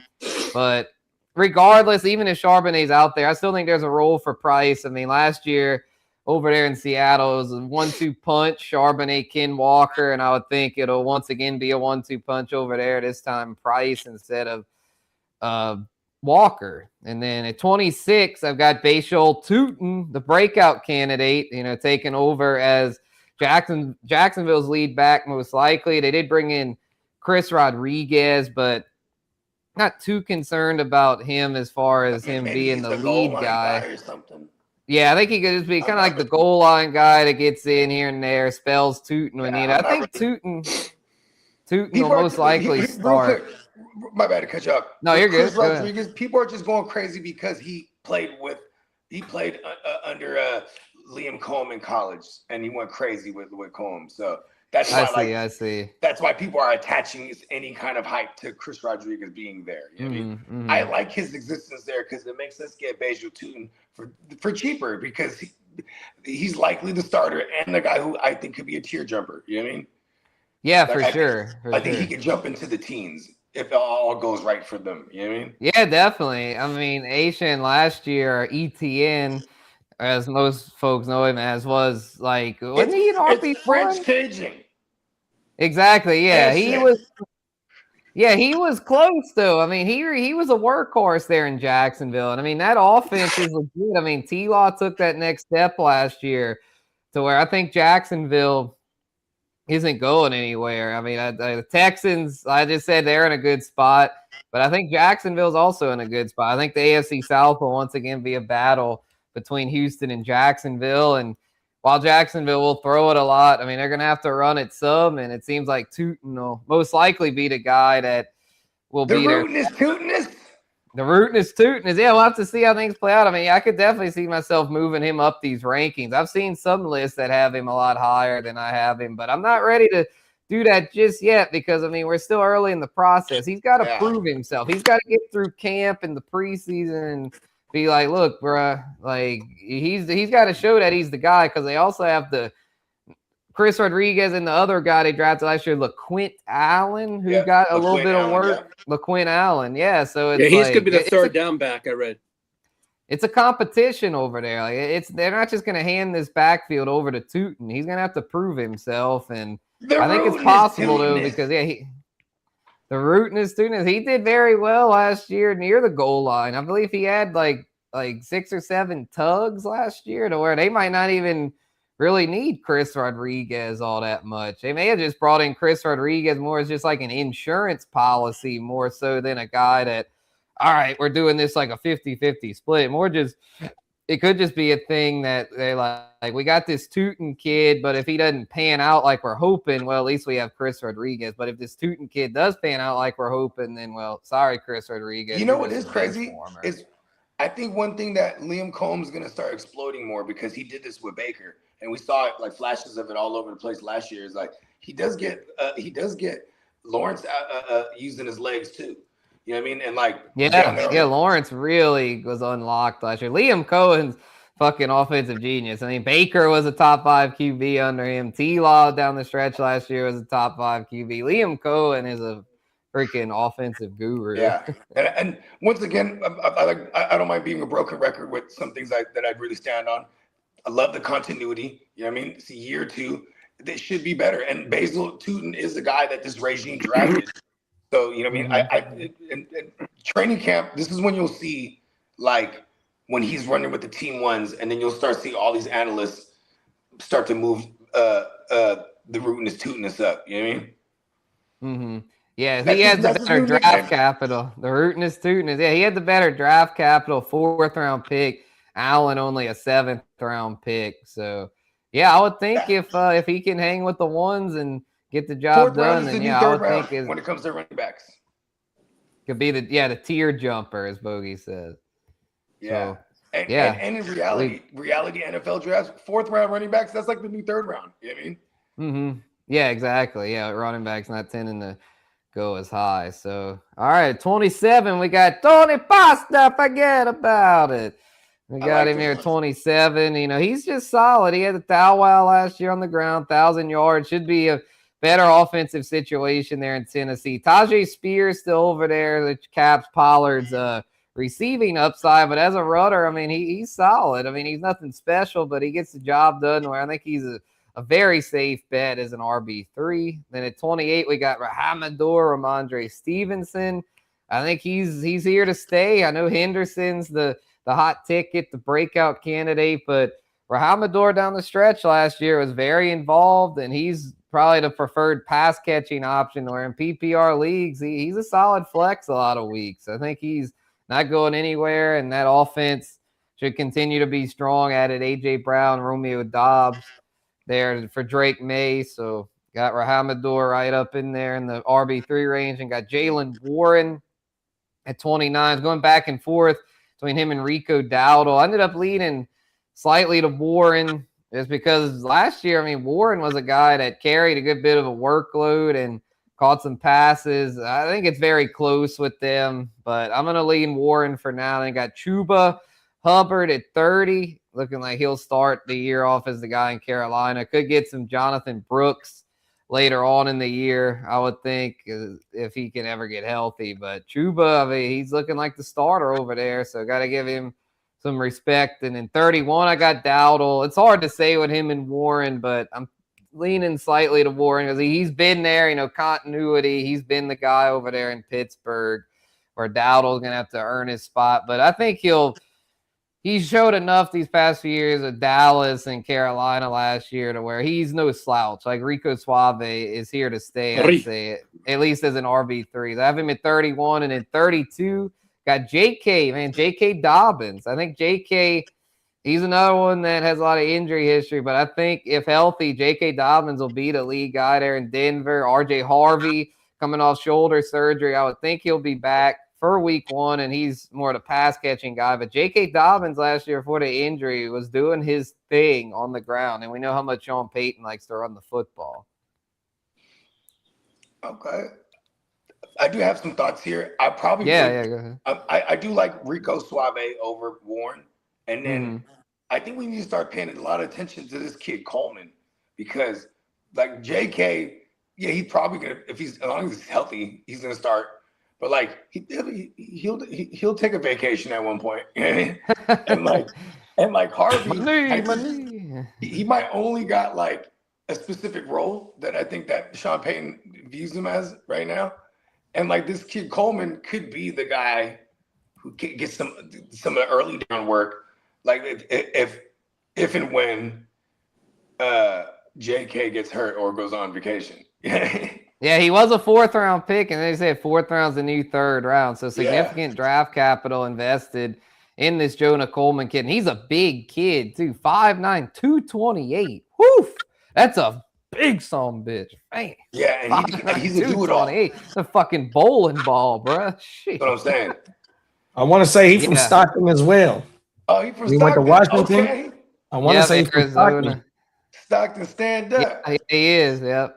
Went to Lincoln High School, it's saying, yeah. He's a West Coast guy through and through. Come on.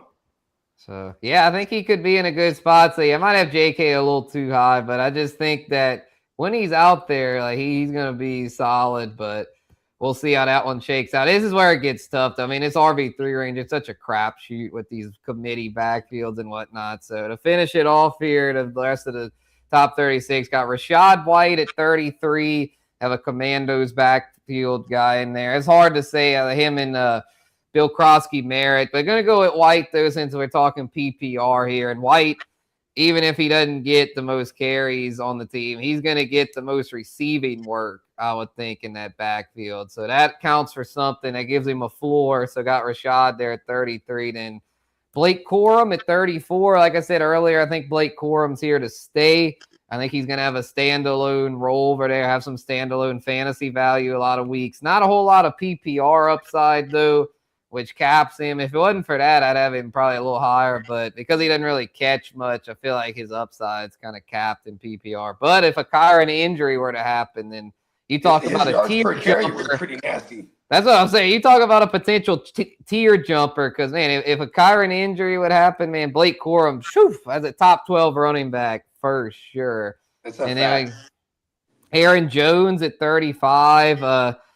Minnesota, like a kid was saying earlier, Kyler could end up a rough year. But I'm still a believer in Kevin O'Connell. I think he's a really good play caller to where I think Jones, if healthy, could still be like an RB3. I mean, he's at an older age, though.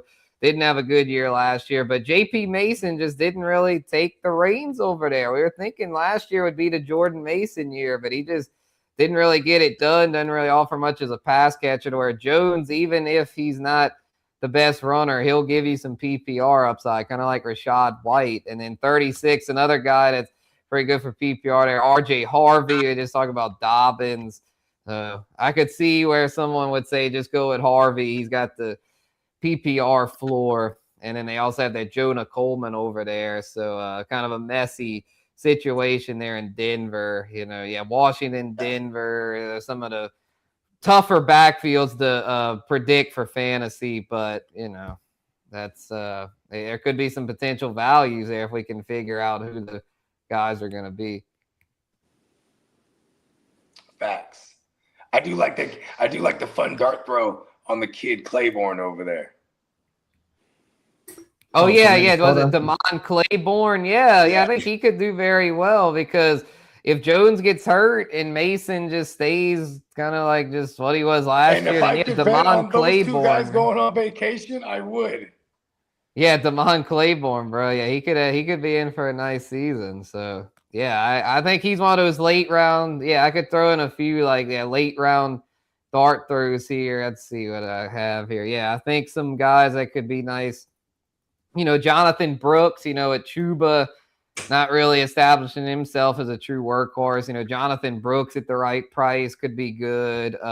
We had mentioned Emmett Johnson earlier for the Chiefs. I mean, I think Ken Walker will be the guy there, but this Emmett Johnson kid, I think, could be pretty dang good rookie there in Kansas City. We mentioned Jonah Coleman, this potential breakout guy there in Denver. Katron Allen for the Commanders could be someone to watch, I'd say. The Katron, that backfield being pretty wide open. Nicholas Singleton over in Tennessee. Right. I think that kid could have some potential. If anything happens to Tony Pasta, that kid can hit it all. And I don't even worry about Spears even right now. Forget about it. Spears is done. Yeah, he's just a PPR guy. So those are a few late round dart throws there for y'all to I like that Nicholas Singleton one and the Katron. Those are the two Penn State kids, right? Mm-hmm. Yeah. Yep. And then I'm over here with my handy dandy notebook. I'm over here looking for houses for the draft. Oh, everything, bro. Nice. Yeah. That's right. Where you guys at this? You guys are going to the Great Northwest this year. Yeah. Sleepless in Seattle. Yeah. Nice. Oh, yeah. Tino brings up Kenny Gainwell. Yeah, he was just outside my top 36. I think I had Gainwell at 38. Yeah, I had it. Yeah, Charbonnet, Gainwell, Money Gang, and Bill Krosky Merritt were my first four out. Yeah, Bucky better be scared of Gainwell. Oh, my mama. Gainwell could easily finish top 36. Yeah, so Gainwell is way better than Rachaad White. You know what I mean? Gainwell was pretty nasty last year, so I might be underselling him And who's the other one I said? Yeah, Money Gang, bro. I mean, I know Swift's still there, but man, Money Gang was impressive as a rookie. Come on. He was catching passes. I think he may have caught just as much or more than Swift. I think he only caught like 10 passes or something like that, but he only got targeted like 12 or something like that. You know what I mean? Money Gang wasn't really utilized that much in it, but it was efficient.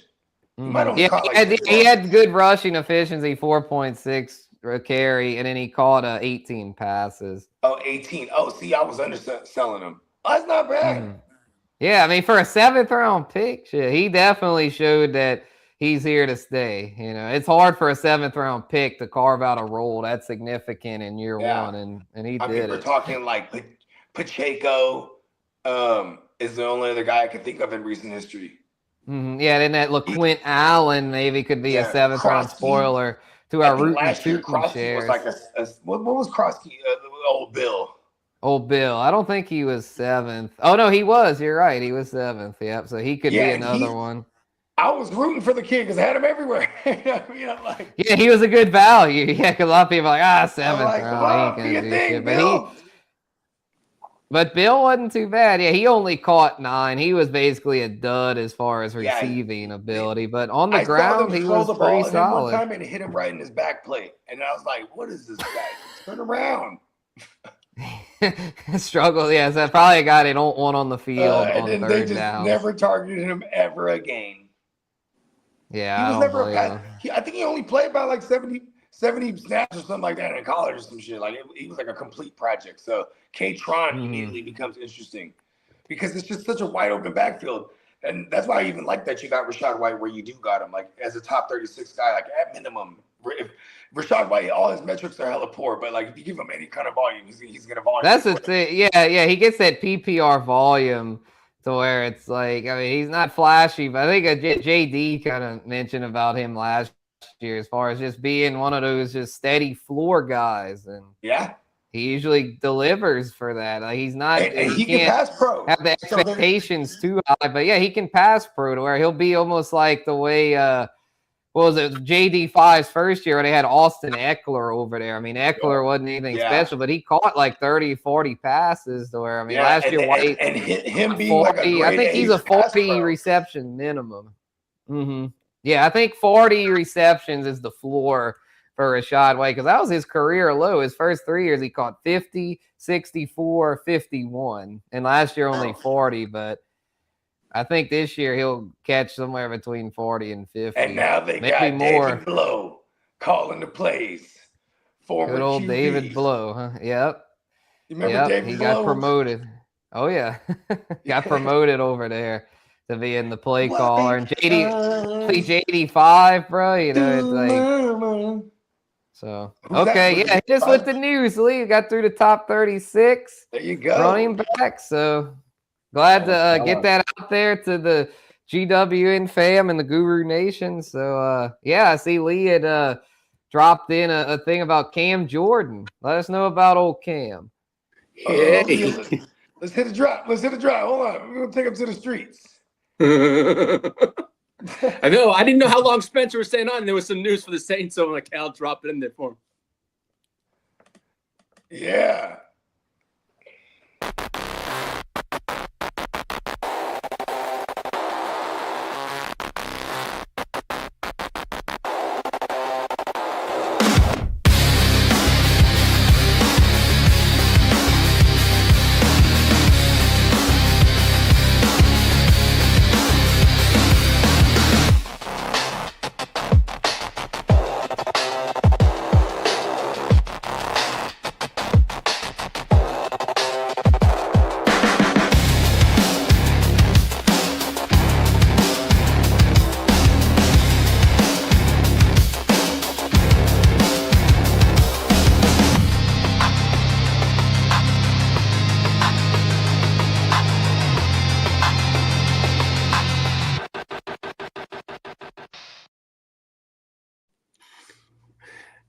Good to have you back, Spencer.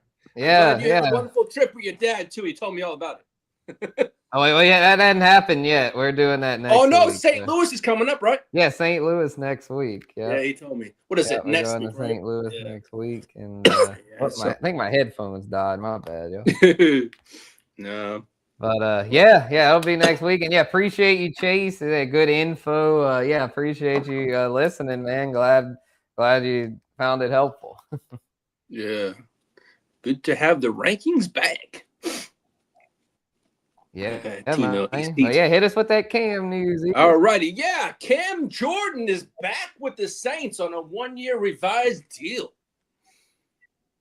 Oh, he's back. Okay, yeah, I heard yesterday that they were discussing it, and it was close, but I didn't realize that it was okay. Yeah, it just happened. Wow. Yeah, Bogard said it a couple days ago. Man, I'm happy to hear that. I was worried some other team would take him away and that he wouldn't retire as a Saint, but I'm happy that he's coming back. You know, he's one of the franchise's all-time greats. So let's go out with a bang this year, Cam, and retire with the black and gold. Yeah, your Saints did get some new uniforms for their 60th anniversary too. Mm-hmm. Yeah, I haven't. Yeah, I saw something to Dad last night. He said they're nice. Okay. Yeah, I'll send one over to you. But no, yeah. Yeah, it's crazy, man. 60 years of Saints football. Man, that makes my dad feel old because he was at the very first game. Yeah, he's telling us that. Well, yeah, happy Tuesday, oh, yeah, the patch. everybody. They did reveal a patch, like a 60-year anniversary patch. I don't know if they've revealed a new uniform just yet, though. Yeah, I'll send them over to you. Yeah, they revealed the jersey patch, yeah. Where is it? I sent to your dad last night. It's weird. Now I can't find that stuff. Okay. I got it. No, that's all good. It was just a jersey patch. I got them. I'll send them to over you, Spencer. Hold on.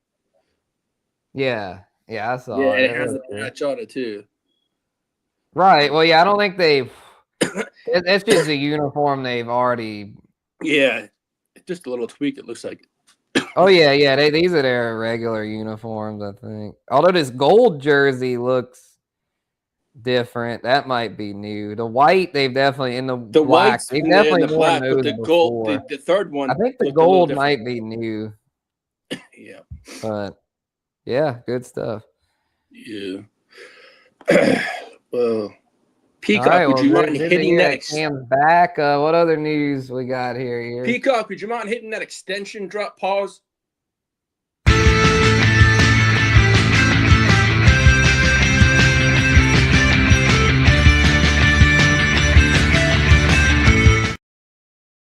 The New England Patriots are expected to extend quarterback Christian Gonzalez before week 1. So they're going to have a contract working on it right now before week 1. So we'll have that makes sense. I mean, he's been a great player for them now for a while, so it makes sense. He's going to reset the market too. So that'll be extend him out. Yeah, I mean, he deserves it. Pay the man what he wants. I mean, that's someone that the cornerback like that doesn't come around very often. Now, Peacock, didn't one of your guys just reset the market recently? Was it who was it? At what position? Cornerback. I wouldn't necessarily say so. Derek Stingley had reset the market at the time. That lasted like a whole 3 weeks, and then not even like a whole 3 weeks, and then they restructured his contract to free up like $12 million or whatever. Yeah. So that's what the Texans do. They reset the market, and then they quietly reset it back to what it was without overpaying their players. Exactly. Well, the Cleveland Browns are expected to explore a contract extension with safety Grant Dell Pitt. So that's going to be next. Now, as for the Buccaneers, they continue working toward a long-term extension with quarterback Baker Mayfield, although their biggest concerns is his health is a factor in their negotiation.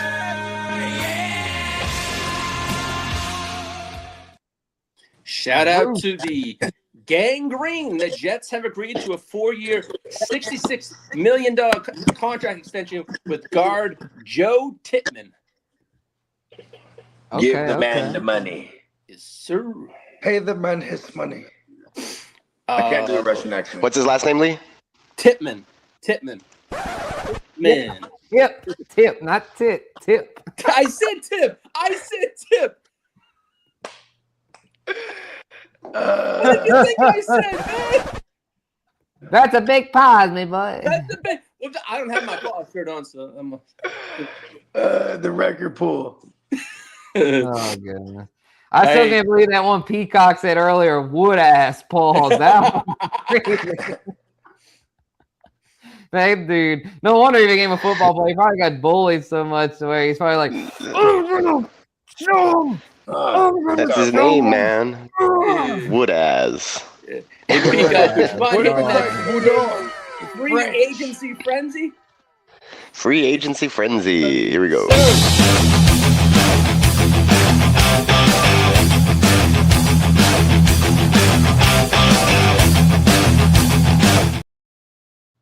Well, the Colts are still considering adding another wide receiver with Deebo Samuel and Keenan Allen among the options. Boo. Who is this? The Colts? The Colts, yes. Colts. Yeah, with Alec Pierce banged up. Yeah, I mean, I could see that. It's just ponies. We don't need that, though. I mean, we want our Tyler Warren to do well, and then Josh Downs could be in for a nice year. So, yeah, I still like Josh Downs as the one that, like, I feel like, you know what I mean? What were the receivers that were out there? Pierce got paid. Well, Pittman, it was like Pittman, Johnson, overdrafted, Adonai Mitchell, but then they cut him like last year. No. The receivers they were planning to bring in. Is Deebo or Keenan Allen? Loose skin and old Deebo balls. Gross. Those guys are ancient. Anyway, go ahead. Do it. Shout out to the Hard to Start YouTube channel. We did the UFL season. The Broncos are signing UFL Offensive Player of the Year, Hakeem Butler. Oh, hold on. Wasn't he in the league before, too?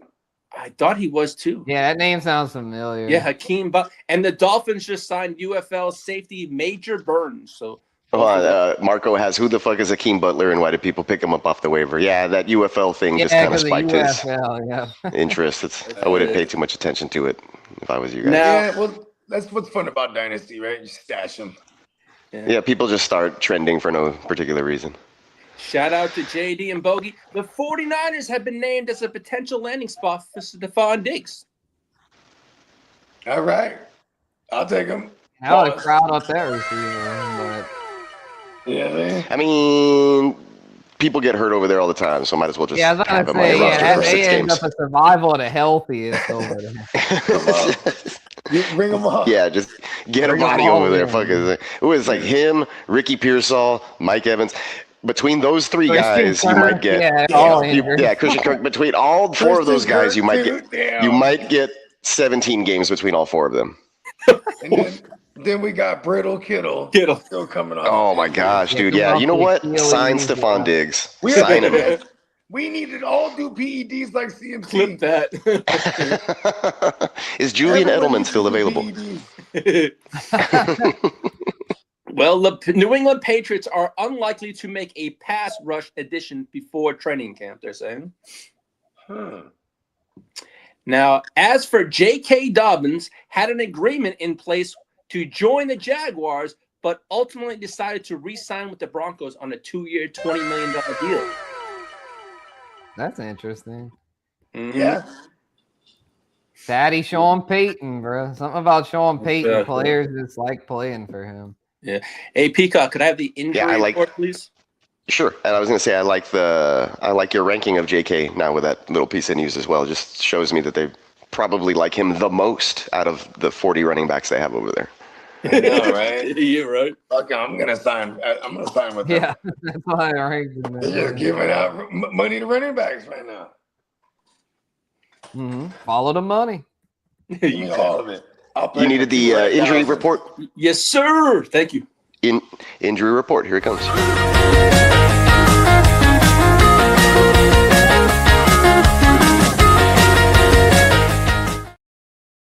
Well, Bo Nix and the Broncos, Sean Payton says the quarterback's ankle will be a full go at training camp. Let's go. go. Now, That's good for Waddle, Shares, Sutton, Troy Franklin. You know, all the shit over in Denver. We need a healthy Bo Nix because the Studman ain't it. We need Bo Nix in there. That was not great at all for them. No, that AFC title game was ugly. Yeah, that was. That's why the whole time I was watching it. Whack as fuck too. The whole time I was watching it, I was like, "Damn it, the Texans should have been here playing in this ugly game, doing just as bad." Imagine how Buffalo fans probably feel like they got robbed against Denver. We smacked Buffalo every time. Fun Super Bowl would have been like the Rams and the Bills last year. Like if you just wanted like entertaining, high flying, that would have been like. I guess the Super Bowl was like the Seahawks Rams game. That was the Super Bowl, in my opinion. Mm-hmm. Yeah. Tino says this show's ridiculous. I ran over to my phone to see that injury report video. Well, George Kittle and the 49ers, his return timeline could be impacted by the San Francisco Week 1 trip to Australia. So all that stuff about Week 1 just could be just talk.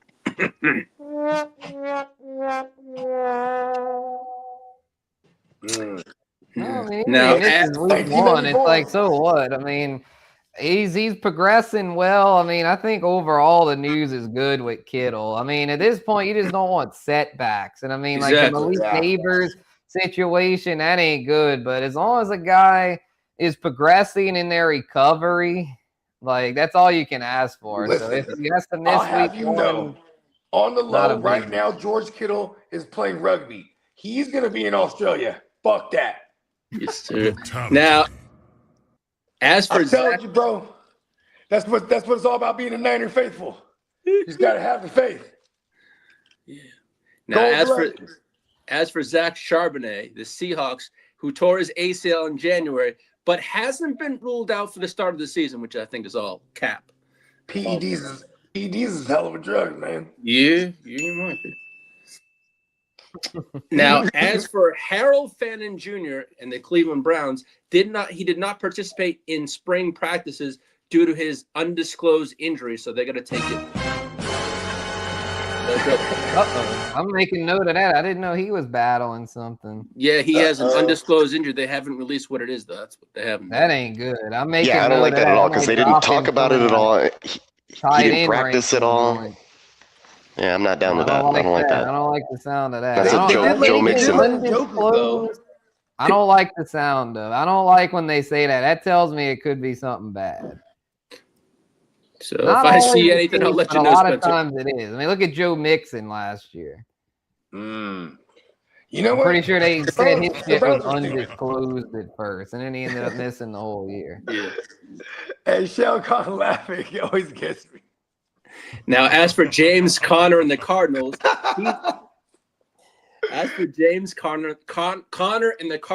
he's expected to be ready for training camp despite ankle and foot concerns. Ankle and foot. Yes, sir. James Conner is a fighter. He's always going to be just one of my favorite human beings, period. Yeah, he was a cancer survivor. Yeah. Shout out James and Conner. He went on to have an entire career and defy all the odds. Now, shout out to the real Mark Davis, my buddy. Someone will pick him up. I mean, he's still got some juice. Like he'll contribute to somebody's committee backfield. You know, he'll end up being like if they cut him, he'll go like straight to the Seahawks for real. Because then they could definitely use like a guy who could just fall into the end zone. And actually, James Conner, when healthy, he still was doing his thing. Was like 2 seasons ago. He is like 31 now, huh? Now I know in running Spencer back years, that's like up his there. rankings that RJ Harvey tore his labrum in his shoulder versus New England and had off-season surgery. Didn't do much during OTAs, but was practicing. So that's something to keep an eye on. But they think he should be a full go. More good news for J.K. Dobbins. He should be good, I would think. I mean, labrum's obviously a tough injury, but I mean, it's like I think he'll be good for week 1, I would think. Now he's not running on his labrums, so now definitely better to have a shoulder than a knee, that's for sure. especially at the running back position. Quarterback, it's the other way around. But now, I know we touched on Breece Hall and Braylon Allen and all those Jets played. Pause. Well, Jets head coach Aaron Glenn plans to use Breece Hall, Braylon Allen, and Isaiah Davis as a three-headed monster this coming season. I think Kittle would say that's coach speak BS. I mean, they're either really like bad liars, or they're just a stupid organization that will pay Breece all that money and then like we're gonna split the backfield in three. Let's hope they're lying, because my God, if they're not, then they're really lying. Now, as for the Seahawks, running back Emmanuel Wilson has been working as the third running back during OTAs and minicamp. Damn, the third running back? Who would be? I mean, I know Price, but you who got else Price and you got the kid from the last year. What was his name? I had him in the playoff. Halani, yeah. Oh yeah, Halani, George Halani. Damn. Yeah, I don't know. Yeah, Wilson. Yeah, I mean, thinking this could be a good opportunity for him. But once they drafted Price, that's when I knew, like, yeah, this probably. And the price that they paid for him. Yeah, that's true. Yeah, they paid. Price is wrong, bitch. Yeah. Now, as for the Jaguars running back, Chris Rodriguez is viewed as the team's power back, and Tuten remains a candidate for Jacksonville's starting role. See? We nailed it. He's going to be the rootinest, Tutenist in that backfield. Yeah. Which might not be saying much, but now, get decent value on him.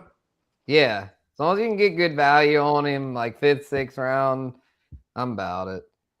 Now, as for some fantasy news on wide receivers, Ashton Doolin for the Colts could take a significantly larger role this coming season. And as for Parker Washington and the Jaguars, he is expected to be a core piece of the offense and a larger role this year. Let's go. Yeah, I agree. I think Parker Washington really showed us down the stretch last year that he's T-Law's go-to weapon and fits perfectly in that Liam Cohen system. I mean, I traded him for a 4th, and then they extended him. Boom.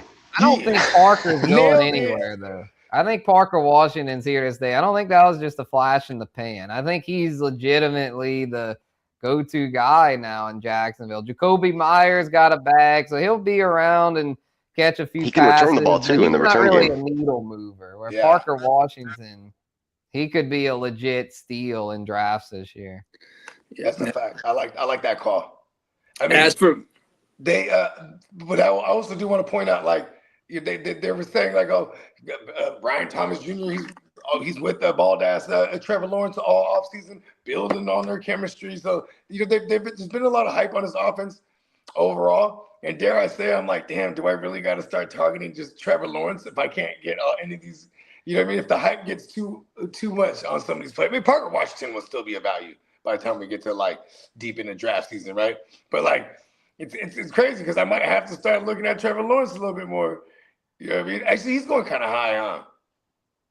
He's going. Yeah, I think the value actually when I was looking at it, T-Law's going pretty high. I feel like Caleb Williams is a value right now. I'm like, man, that's probably better value. I'd probably go Caleb over if they're close. I'd definitely go Caleb over T-Law.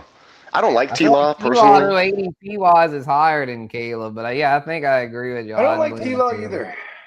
He's always trolling about cutting his hair. His pregame. He revealed that he's been bald the whole time. His pregame speeches. One of these days, that hair piece is gonna fall off. He couldn't inspire me to squat down to take a shit. Like T-Law, I can't follow him as a leader. Like the dudes. Guys. Have you heard? Have you heard the pregame speeches? Horrible. It's horrible. And then every time the game's on the line, blowing his wig off. Every time the game's on the line, he'll do something idiotically stupid. Except for last season, they got a couple wins somehow, miraculously, when they normally crumble. And now his ADP is jumping because of that. No, man, he's going to revert back to throwing an interception or a pick six late in the game, or taking a sack fumble to lose, or they blow a huge leads like they always do, like they did against Davis Mills and the Texans. Thank you for talking the senses back into me. You're welcome. All right, calm down there, Bogey. Don't reach on T-Law. Now, as for Buccaneers wide receiver Ted Hurst, has impressed with his ability to make plays at all three levels. That's what I like to hear. I'm overexposed on Hurst in rookie drafts. Yeah, I took all the Hurst everywhere. Yeah. Now, as for Isaiah Likely, has reportedly become Jaxson Dart's favorite target during spring practices, but that's probably the only guy. That's who I traded away for Parker Washington. Yes, sir. Hey, we gotta do what we gotta do. I'd rather have Parker Washington. Yep. Now, as for Chig Okonkwo for the Commanders, is expected to play an exciting role in this offense, according to quarterback Jaden Daniels. Because he definitely leans on the tight end. Pause. You know what I mean? Ertz did well at JD5. Yeah, really well. I mean, even if we're just getting like a 4-yard A dot, like fuck it, and then he's gonna take it a little bit with some yak. Like, well, we're all about it. You know what I mean? Yeah. Getting chicky with it. You feel me? Hey Peacock, would you mind hitting that league business drop, please? Chig Okonkwo, baby.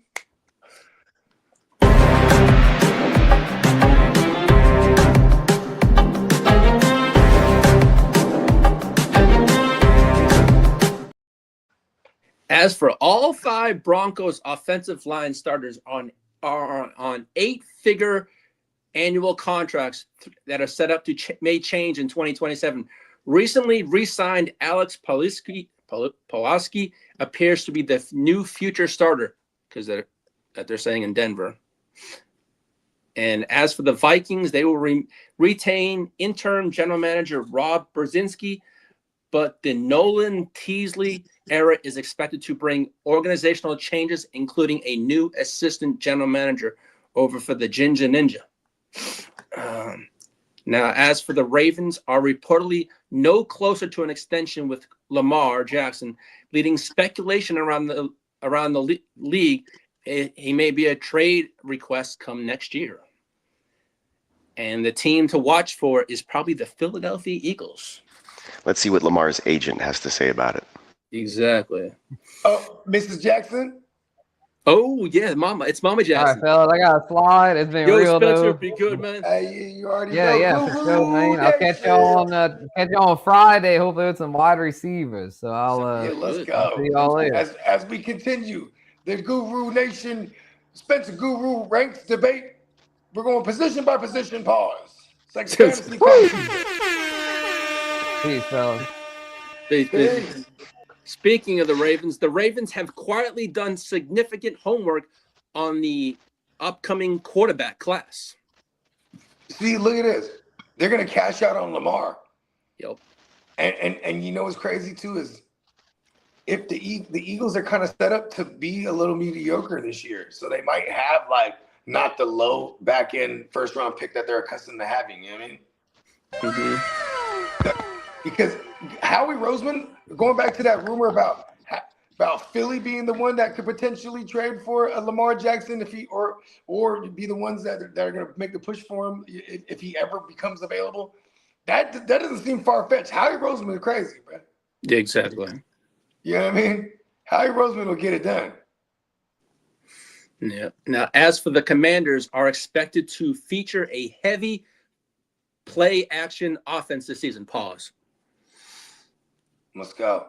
As for Jerry Jones, that means they got to run. They need to find a good runner. Impressive. You know what I'm saying? So this is why it becomes interesting. Like, you know what I mean? Who's going to be emerged out of that backfield? I'm going to tell you that they're very heavily linked to Stefon Diggs. It could happen anytime now. They're just waiting on logistics of numbers. That's what they're waiting on right now. It looks like Stefon Diggs is going to Washington. I don't see Stefon Diggs running the football though. Oh, well, that's my bad. Oh, my bad. Yeah, but and you know what I mean. I didn't see him truly coming to the Niners earlier when you said that when we were in the rumors. You know what I mean? But yeah, I do like that for the Niners over the Commanders. Although Diggs probably wants to go. Well, you know what? Diggs just wants to sign a deal. No matter. Diggs also is he's born and raised in DC. I think is also why he's making a big deal. He wants to play for his hometown team.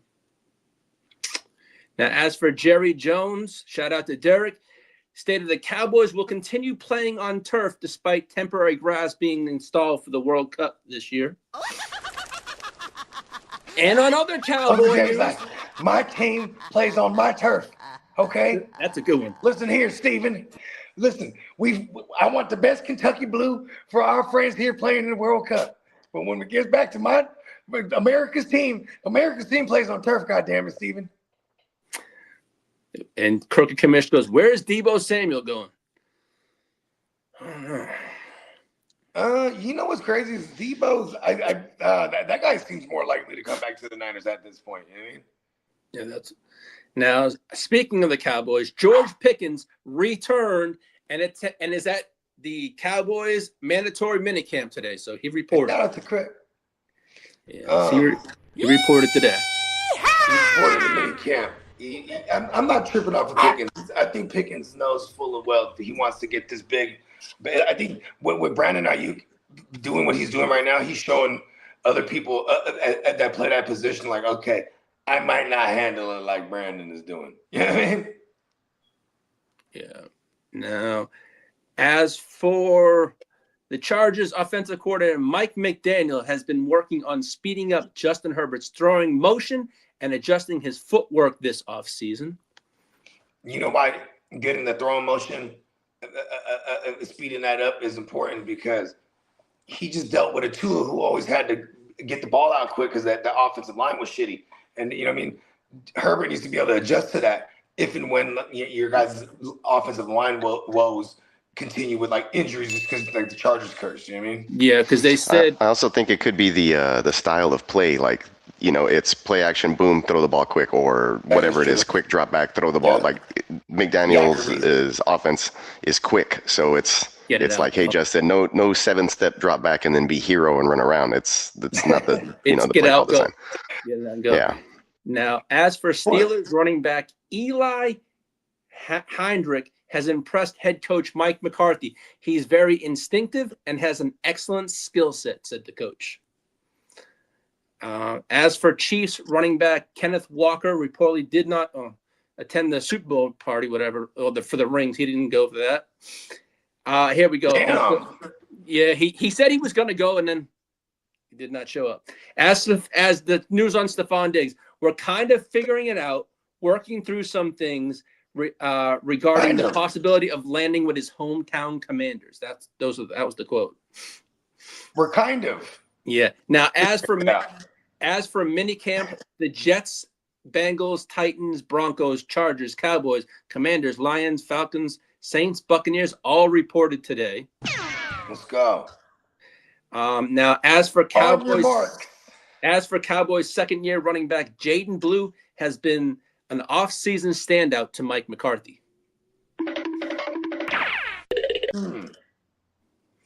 Now, Steve Sarkisian is not ruling out the possibility of Arch Manning returning to the University of Texas for the 2027 season.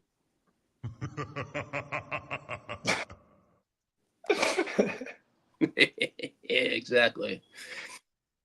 Now, as for former Rams running back Todd Gurley, he will be eligible for the Hall of Fame this coming year. So he's gonna get in? I don't think that guy's. I don't think so. I don't think so. I mean, eligible is anyone who just retired after 5 years. That's like eligible, right? Yeah. Like Drew Brees is getting in this year, right? He already got in. He's already in. He was in last year. Well, the last Hall of Fame class he was in. Yeah, but he's going to get inducted, I should say. Oh, yeah. Yeah. Because I was talking to Spencer's pops. He said they're going up there. Yeah, he mentioned that. Yeah. That's dope. Let's see. Buccaneers running back Kenneth Gainwell has been referred to as a running back 1B by head coach Todd Bowles. 1B. Yes, sir. We will have a 1A, 1B sheet. Yeah. Let's go. Well, some sad news about former 49er Raiders and Cowboy pass rusher Aldon Smith passed away at the age of 36. That was pretty sad. Yeah, rest in peace. Yeah, that was some.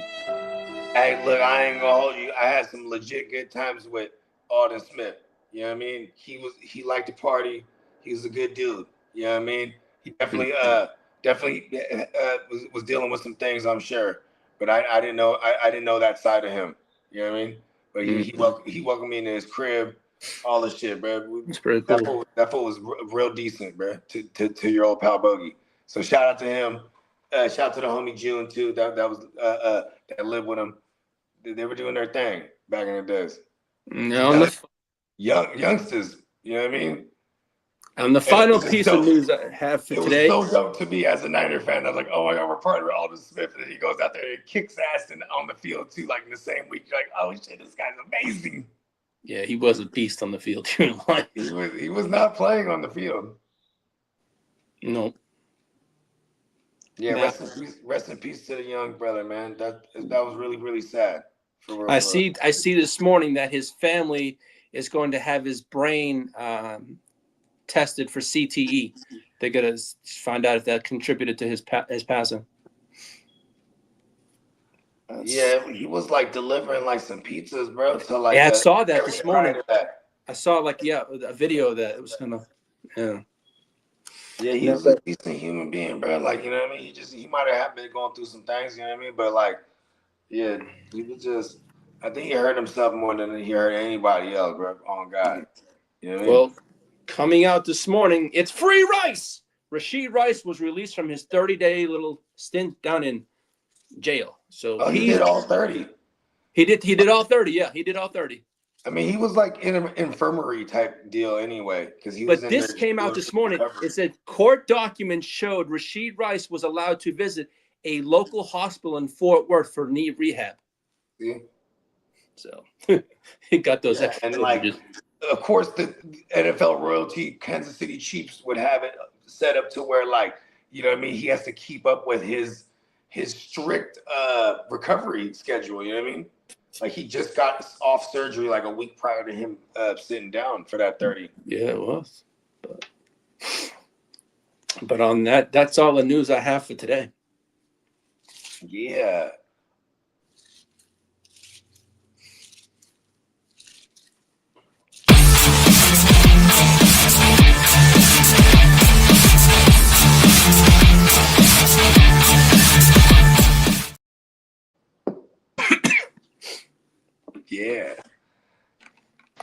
Yeah. Cool. And we're about to fire up for this World Cup game too, right? Coming up here at 11 o'clock p.m. Or a.m. West Coast time. Yeah, I think we got Argentina. Oh no, it's France. I know JD's gonna be watching it with his son. T-minus 38 minutes till kickoff. Sir. Yeah. So JD's prepping for that, I think, or either he's gonna watch it. I don't know if we're doing it here, but I can always kick off the stream. I don't know what we're doing. I can always kick off the stream if we need. Okay. But yeah. Yeah, I got these. I got the Russians coming back. Because yesterday I went crazy. I was like, oh, I was killing this to-do list, bro. Like, you know what I mean? Because see, that's the thing too. Is like a party makes you push you to do all the things that I wanted to do. That I've been saying I was gonna do. Like, I'm gonna get all the ceiling fans because we only got a couple for like the kids' rooms. I was like, I always wanted one in my main room, and then I want one for my patio. You know what I mean? And one for my room because I never had one in my room. And like, we don't have a light in our room. So I'm like, okay, I might as well get one with a light on it. But we have lights. We just don't have a lamp.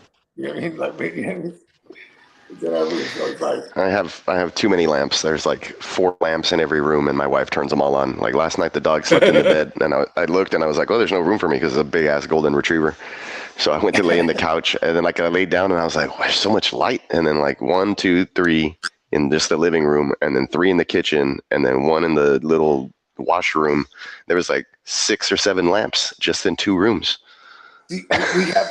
we have like sensor lights like that are like kind of like close to that you plug them in. You know what I mean? So like they're like in the hallways. So like we just keep all the lights up, and everywhere we go, it just lights up like Tron, little sections and shit. You know what I mean? Yeah, that's my shit. Cause I like too much white light, too much unnecessary white light going into our brains. That's the next thing I keep saying I want to get is like blackout curtains.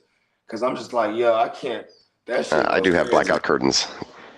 Yeah, right. Yeah, you were saying I need that. You know what I mean?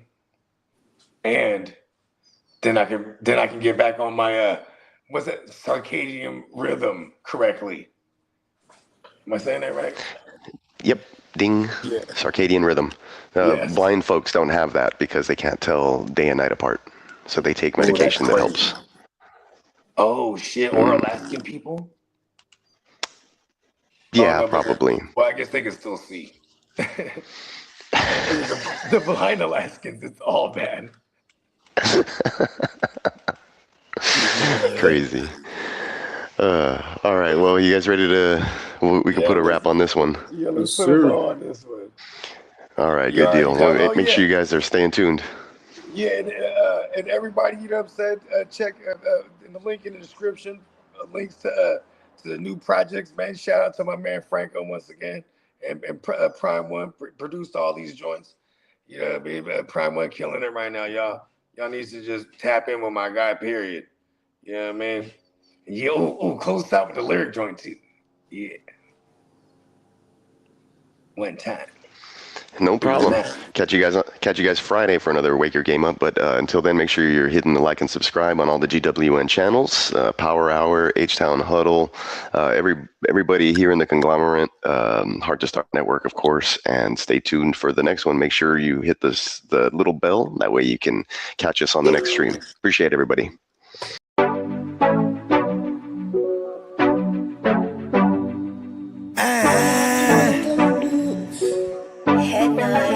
Scott!